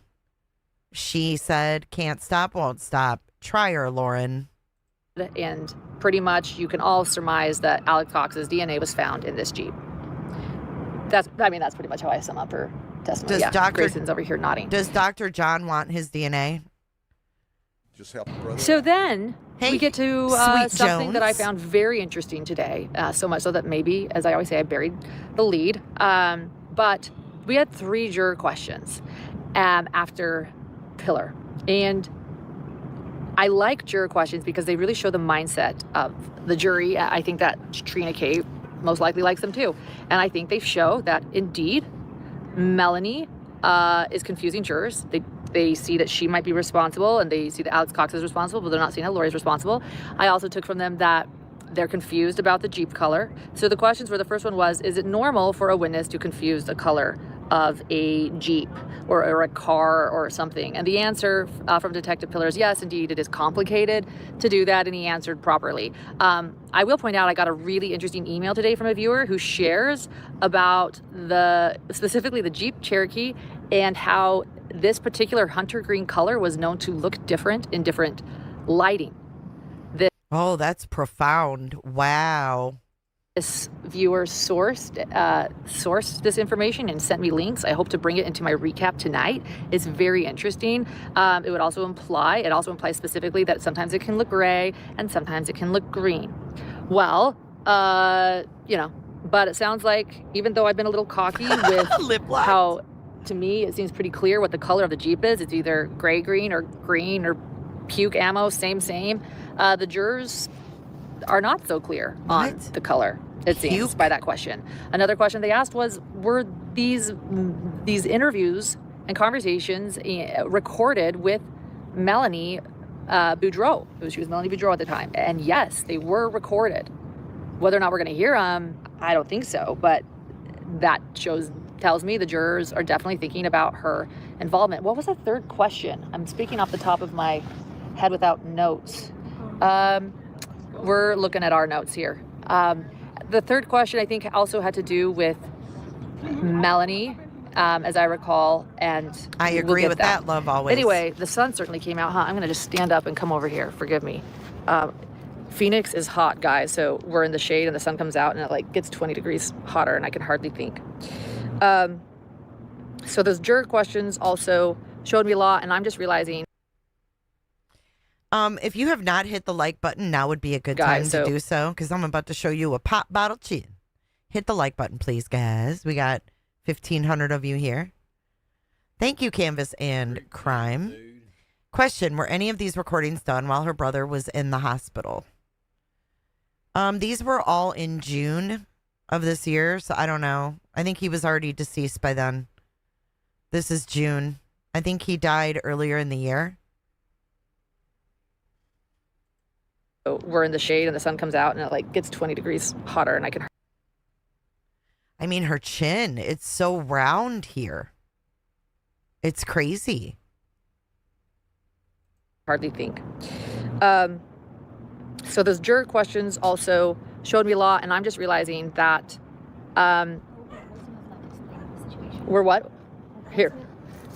The third question was, were voicemails left explaining the situation, and Pillar basically said, Wait, hold on, Grayson. Slow down. Why does she always look like her eyes are rolling in the back of her head? It's so creepy. The third question was, were voicemails left explaining the situation, and Pillar basically said, Brandon. Oh, that's right. He left a voicemail basically saying a situation had occurred, but he didn't give details. Explain. There are no details. And they saved the voicemail. They have it recorded, but it didn't explain the situation on the voicemail. Oh, and they also brought up another potential motive. Could somebody that had a business dealing with Brandon, that's sort of what was implied by Lori's cross exam. That's big too. That was another, I think, win for Lori. Oh, I hate saying that. But she sort of implied this other motive, that could someone have had a business dealing with Brandon? Lori, it's the Shih Tzu hairstyle. She just pulls it up and she oh, this gets I don't know. good. I don't Watch know what this. It does. She does. Can't get a facelift in prison. Oh, what did you just? Oh, Grayson just said she can't get a facelift in prison. This is rich, considering that you're looking at a woman that has two big balls on her cheekbones and a bottle cap in her chin. This is rich. Listen to this interaction. What it does. She does. Can't get a facelift in prison. What did you just say? I just said you can't get Botox or a facelift in prison. So that's why you think she's Yeah, I think it pulls up her head. Yeah, I think she does it to make herself look better. But why do such a? I think she does it to make herself look better. Oh, that's classic. That is just, wow, right?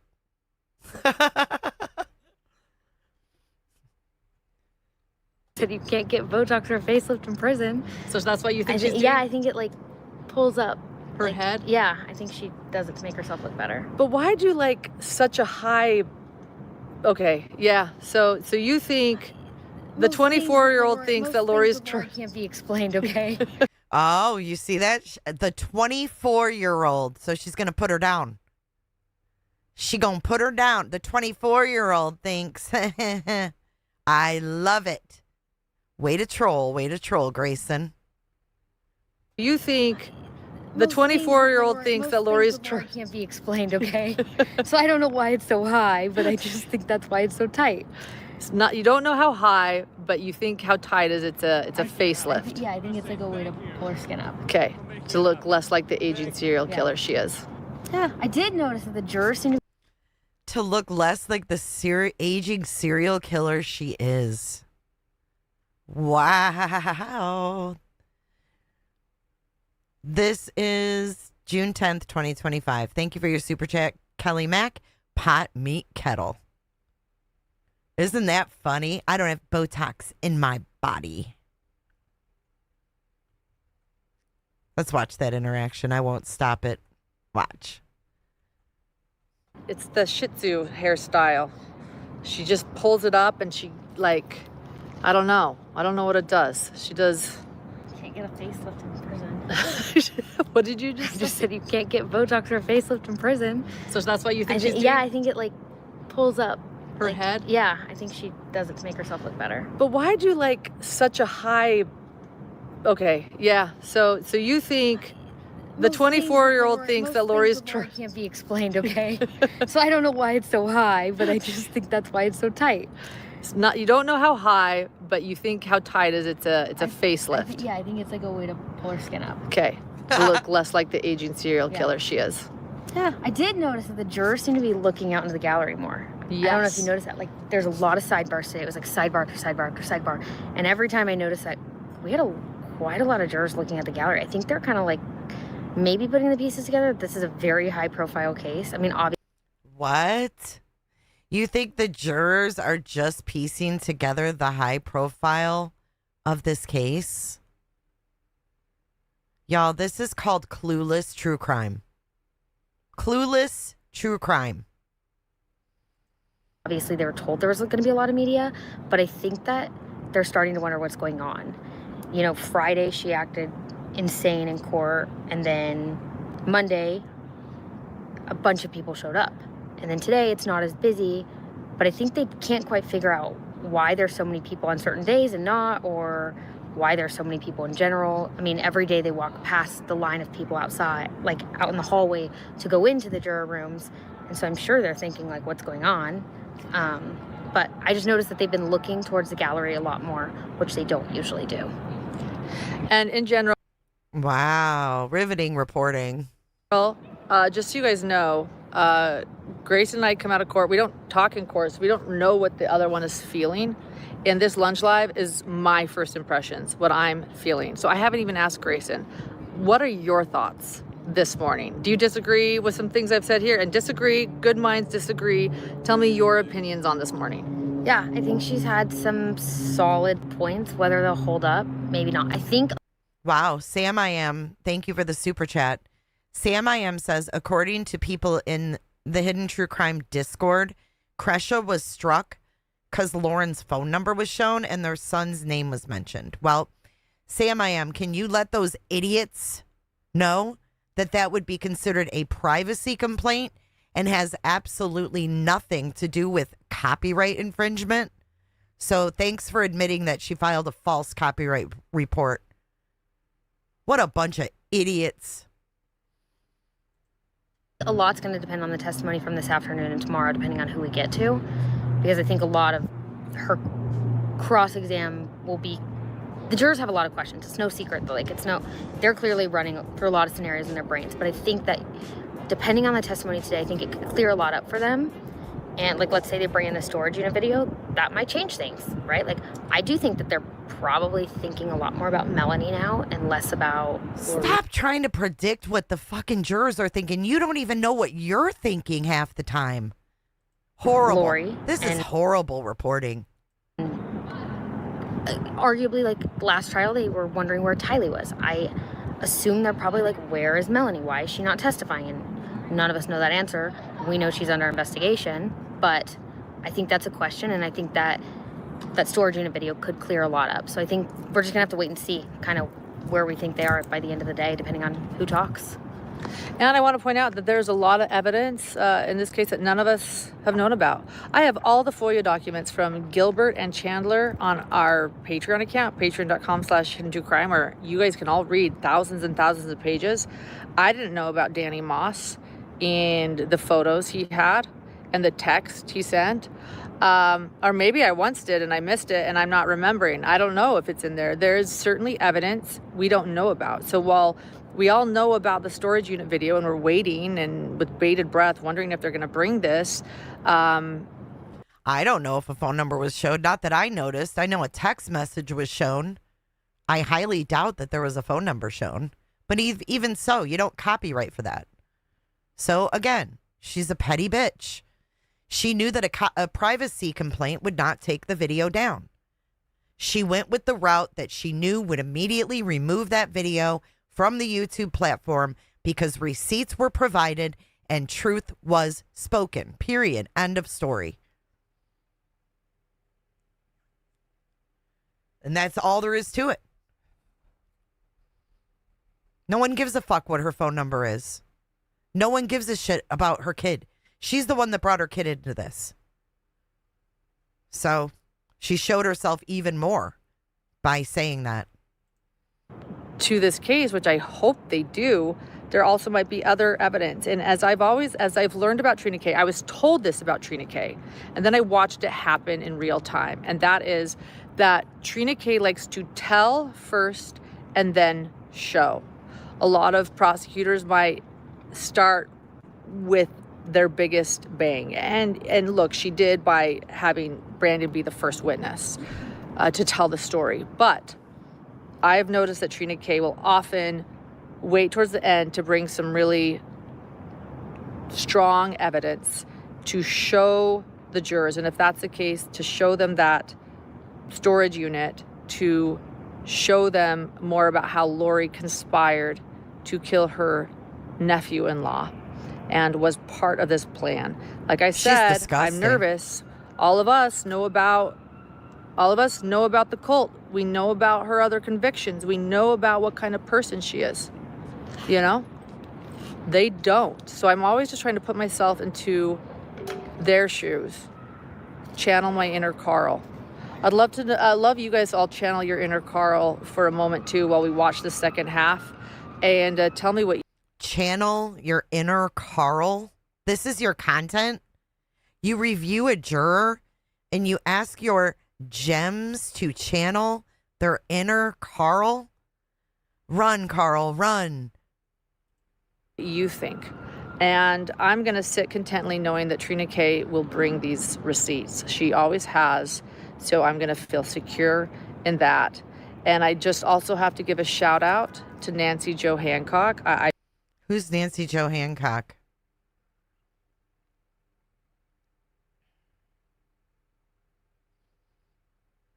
Sylvia, we're not talking about that because we don't even believe who he is. He says who he is. That's why we're past that. We don't give a shit if he has health insurance. We don't even believe he does or says what he is. So we're a few steps ahead of that. We want to see receipts. We want to see proof you are who you say you are.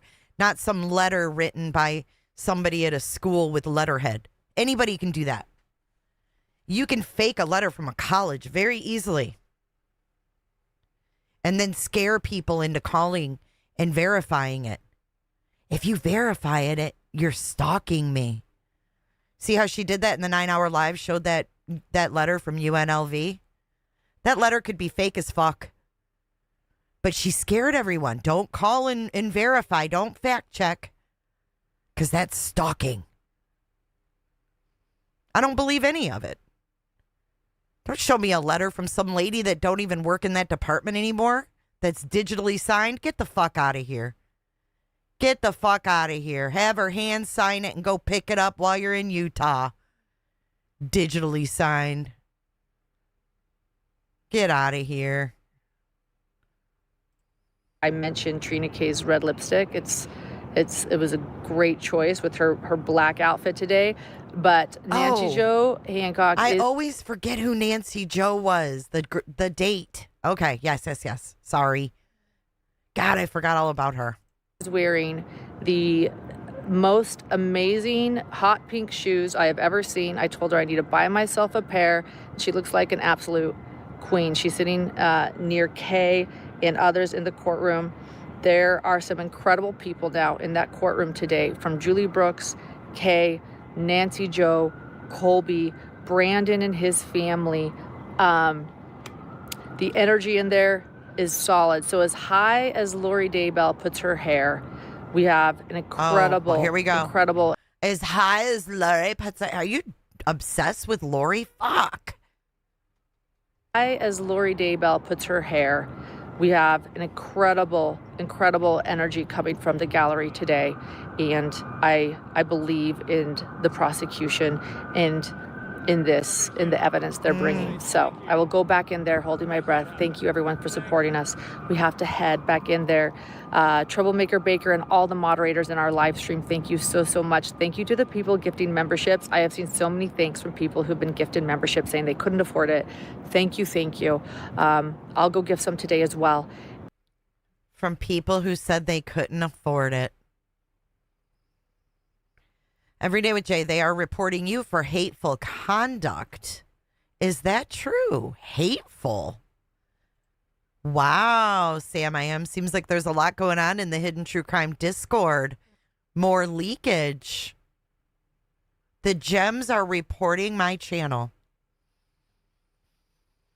for hateful content. And yeah, may justice be served. We have time to watch one more because I think this is going to tie these other ones together. We're going to go to James Craig. All right, now we're James Craig. And the date on this one, hold on.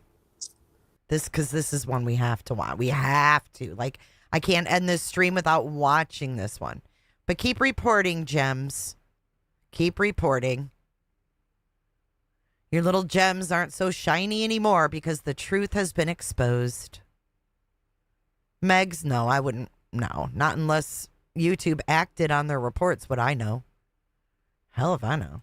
Opinions are illegal. Get the fuck out. Gems. The germy gems. Go back to one crime. You loved one crime a couple months ago. Until they wanted to film you. The lawn crime. Okay, so the date on this one is July the 15th. So we're skipping forward about a month. Okay, so we're now a month into the turmoil. Things are really heating up. We're hunkering down. You know, we're worried that this case is going to be on prime crime. All right, here we go. Lunch live, and it is really windy. So hopefully my microphone is working. Want to make sure that I see somebody, at least somebody give a thumbs up or a like to know that I am live. We know you're and live. I will keep talking. Let's see. Hello. Well, I'll start. Don't know if I'm live, but I assume hopefully I am. I am actually in Colorado at the James Craig trial. Does everybody know about James Craig, the dentist? James Craig, Mormon LDS father of 6, James Craig, who has been charged with poisoning his wife with cyanide and arsenic protein shakes, as well as Visine. The trial is not being aired, but never fear, I am here. In fact, we thought that there would be WebX, and at least we would have that, but no, they have decided against the public being allowed a WebX link. So I am here in court for opening statements, and I will be covering this nightly. We also have our full backstory, everything you need to know about this case. I actually just posted it a couple of hours ago. Go check it out. James Craig Unmasked. And I want to also apologize before we get any further. I'm sorry about my cough that has not gone away and only gotten worse, it seems, in the past months. I am working on some things. See, here we go. We figured, is nonsense still here? This fits right in where she said in the Patreon live, they had to edit for 2 weeks because I kept coughing. The date on this one is July 15th, 2025. Cough that has not gone away and only gotten worse, it seems, in the past months. I am working on some things. I suspect I might know what it is, and we're hoping that we can find a solution to it. So thank you, everyone. We suspect we might know what it is, and we hope we can find a solution to it. You hear that? Mm-hmm. A month prior, she reported that Lori Vallow Daybell used coughing as a form of manipulation. Gone away and only gotten worse, it seems, in the past months. I am working on some things. I suspect I might know what it is, and we're hoping that we can find a solution to it. So thank you, everyone. I'm a little nervous to be going live every night with this situation, but I'll do my best. I'm afraid, actually, I had a Mormon Stories episode. Many of you saw that, and I shared some personal things in Mormon Stories I've never shared with a lot of you. So I'll just share it now. I do have multiple sclerosis, and I'm concerned that one reason I'm coughing a lot is has to do with a symptom and nerves. And so that's all I'll say, but bear with me, and I'm going to do my best because this trial is really, really important. Enough so that I flew out here, and mine and John's anniversary. It was also his birthday. Did you hear that? I have fucking MS. I'm having flare-ups. It's John's birthday and my fucking anniversary, and I'm not home. Did you hear that?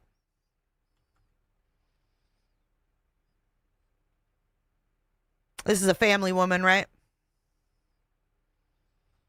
Nerves. And so that's all I'll say, but bear with me, and I'm going to do my best because this trial is really, really important. Enough so that I flew out here, and mine and John's anniversary. It was also his birthday, so that I could be here. And I just I want to report on this. It is so heartbreaking, and being in that courtroom was really. She goes from her husband's birthday and her anniversary to how heartbreaking it was in the courtroom. Like, she needs to be there. Isn't that crazy? Kitty, kitty, meow. Or wait, niece, thank you for your super chat. Your coverage has been great. Thumbs up. Thank you, niece. If you haven't hit the thumbs up and you're enjoying my shows, and especially this stream, please do hit the thumbs up now. Kitty, kitty, meow, meow. $5 super chat. X hidden gem here. I can't get the taste of out of my mouth soon enough. Thanks for exposing the fraud and her psycho sidekick, Dr. Griffin. Dr. Griffin, you guys crack me up. Thank you so much. Chroma Chronicles. I'm not up on all this, but wanted to stop by and show support for Jay. Well, thank you, Chroma Chronicles. And you guys check out Chroma Chronicles on the tubes as well. So she's in Colorado with flare-ups, and John's at home on the anniversary with the kid. And it's his birthday. And channel your... I was saying you're cracking me up. Channel your inner Carl and hit the thumbs up. For making it happen. Thank you, Amy. Thank you. Take it over, Streamlabs. We do not care about your medical status. We all have health problems that we deal with each day. You, madam, are no different than anyone else on this platform. Your health issues are not relevant here. Keep it to yourself. Amen. Thank you so much, Amy C., for your generous super chat and the message that went with it. I agree wholeheartedly. No one gives a damn. No one cares. Oh, prayers for Jamaica, dude. I can't even watch the coverage. I love Jamaica so much. It breaks my heart. I can't even. I go and check little updates here and there, but I can't. There's like live streams. I can't watch it. I don't know why. I can watch live streams of Florida getting hit, but it's something about Jamaica. Those people are so poor and they don't have the shelter like we do. And it's fucking scary, dude. I just hope something happens that it's not as bad as they're saying. It's absolutely heartbreaking to think about. Really heartbreaking. I'll let you play that. Hear that again. The one reason I'm coughing. So I'll just share it now. I do have multiple sclerosis, and I'm concerned that one reason I'm coughing a lot is has to do with a symptom and nerves. And so that's all I'll say, but bear with me, and I'm going to do my best because this trial is really, really important. Enough so that I flew out here, and mine and John's anniversary was also his birthday, so that I could be here. And Marion. I want to report on this. It is so heartbreaking, and being in that courtroom. Marion, I really feel sorry for you that you find the truth to be bashing. That's wild to me, Marion. Do you like being told lies? You must like it. Lie to me. Was really heartbreaking. This morning, hearing what this man, of a father of 6 children, a wife of 23 years, is charged with.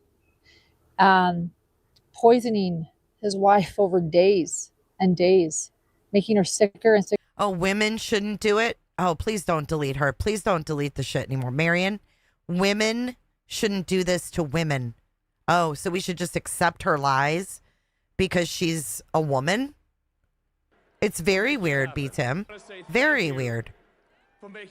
Does anyone know if her son is John's? Didn't they meet during Valo and the son is 8 years old? No, they got married in like 2016 or something. I don't know shit about the paternity of her kid. Don't care. But thank you for your super chat.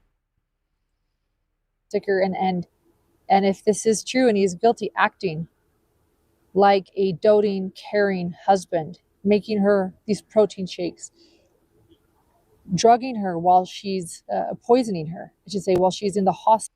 I just don't know how you can be glued to someone's coverage when you know that they're neglecting their family to bring it to you.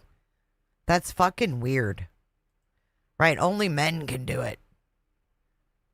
She must be LDS because I don't know anybody in here that has that fucking mentality. Right. What's up, Mocking Media? Y'all sub up to Mocking Media. I saw your preview. You guys aren't going to want to miss it. Please share Mocking's link in here. Hospital. Well, doctors are frantically looking to see what could possibly be wrong. What could this be? Having affairs over his entire 23 years of marriage, and her wanting to stay with him, I learned. According to the defense, at least, the defense's opening statements, I learned that she stayed with him because she wanted to save face, according to the defense's opening statements, because families were important, despite his cheating and his money. Yeah, but Marion, this isn't about peace. This is about this woman lying and taking advantage of people in their darkest moments of their life. Woes, bankruptcy. She stayed, and it reminded me of Chad and Tammy Daybell, honestly. So again, this is and Tammy Daybell. She stayed, and it reminded me of Chad. What a horrible edit. God, Grayson, you suck. She stayed, and it reminded me of Chad and Tammy Daybell, honestly. So I'm passing out again, tinfoil hats for Marion. I want to cover. Important. Marion, you might want to grab one before they're all gone. I walked in this morning, and James Craig was in there in a suit, and this was really interesting. Some children of his are in there. They do not all seem to be sitting by each other. I think there is some division. in the family. It seems fairly apparent because of how the family is sitting. And the defense actually pointed out that a daughter would be a witness. And where did you see a daughter would be a witness? Okay, here we are with James Craig's kid, who's a victim again. During opening statements today.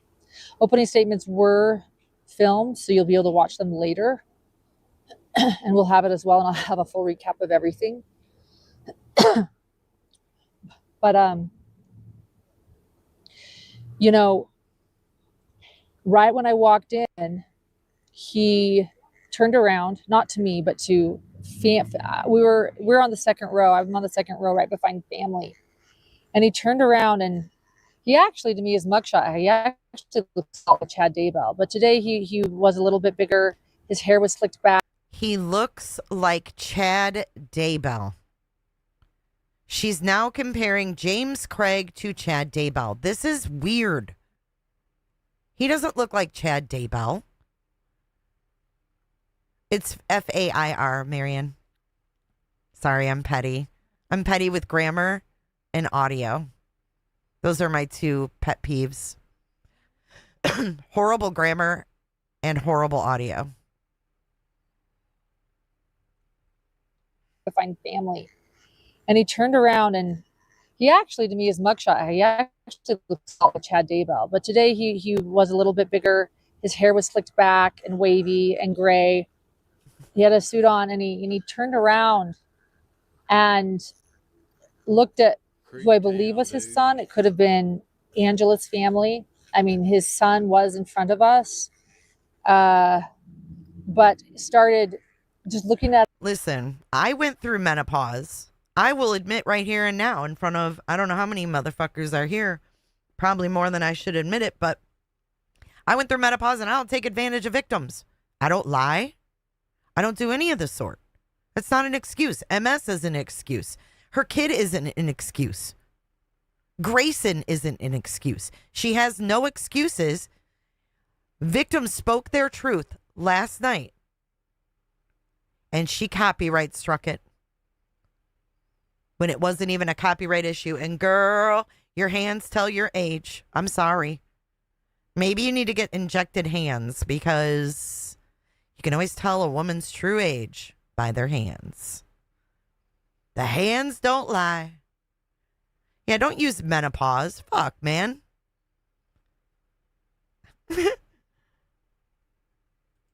At him and, excuse me, sorry, I didn't mean to touch my mic. Touched his chest and looked very, very sad. Almost like he was weeping, but there were no tears. You know what that's like, don't you? Weeping with no tears. You know, there were no tears. Sort of just already before court started, just putting on this emotional show. And he did that. He's a very interesting defendant to watch. I will say, he shows emotion. He acknowledges things that both sides are saying. The prosecution laid out really damning evidence to the point where after they were done, I thought, this is a slam dunk case. The defense, beautiful, well broken. Their opening statements, which I think are really interesting, kind of shows what the defense is going to be, which is, yeah, she was poisoned. Yeah, she died with arsenic and cyanide. Oh yes, God. He was a cheater for 23 years, his entire marriage. Yes, he had severe money woes, but that she was broken, and sort of implied that her mental health was not okay, and that there was a daughter who called her manipulative, and that she was isolated, being home alone as a stay-at-home mom all the time, raising 6 children, homeschooling them. I mean, honestly, the defense's opening statement crushed me as much as the prosecution's opening statements. This poor woman, this poor Angela. You know, it's so sad. 6 children. They've already showed a photo in court today. You tagged me on X. She struck someone else? Who? Of Angela, the day before she died, hugging her little girl. They didn't show the girl's face. It was on her bed. She lay unconscious, and the daughter was hugging her mother. And it turns out that James Craig took that photo of his wife, Angie, and sent it to a woman that he was texting with and flying out to meet him, Karen. You're a Karen. Yeah, it's just really sad. That alone, I'm sorry, it's just despicable. While she lay there suffering, and he made her sicker and sicker, pretending to be a doting husband. You know, that's one thing I want you guys to see in the backstory. Please watch this backstory for James Craig. It's an important one. I really lay it all out, including the hit list from prison. Yes, there's a hit list from prison after he's arrested. And the fact that his defense attorneys, before trial, a husband and wife team, the husband burned the house down. Literally, he burned his house down during a contentious divorce. But the trial goes on. I have it all in the backstory, everything. But one thing I put a lot in the backstory are texts between Angela and James, because it shows this doting husband, allegedly concerned, while he's, police say, poisoning her and making her. So how weird is it that she is in Denver with Grayson for this trial while her husband's at home on his birthday / anniversary? They've only been married like 5 or 6 years or some shit, right? Or 10 years? I don't know. What anniversary would that have been? Their 12th? I don't know. How many fucking years they've been together? I'm horrible with math. Math is not my strong suit. Sophia, thank you for 5 cooterships. Niece, Mish, Sooner Gal, Ms. Fancy Pants, and Unfollowed. Welcome to Cooterville.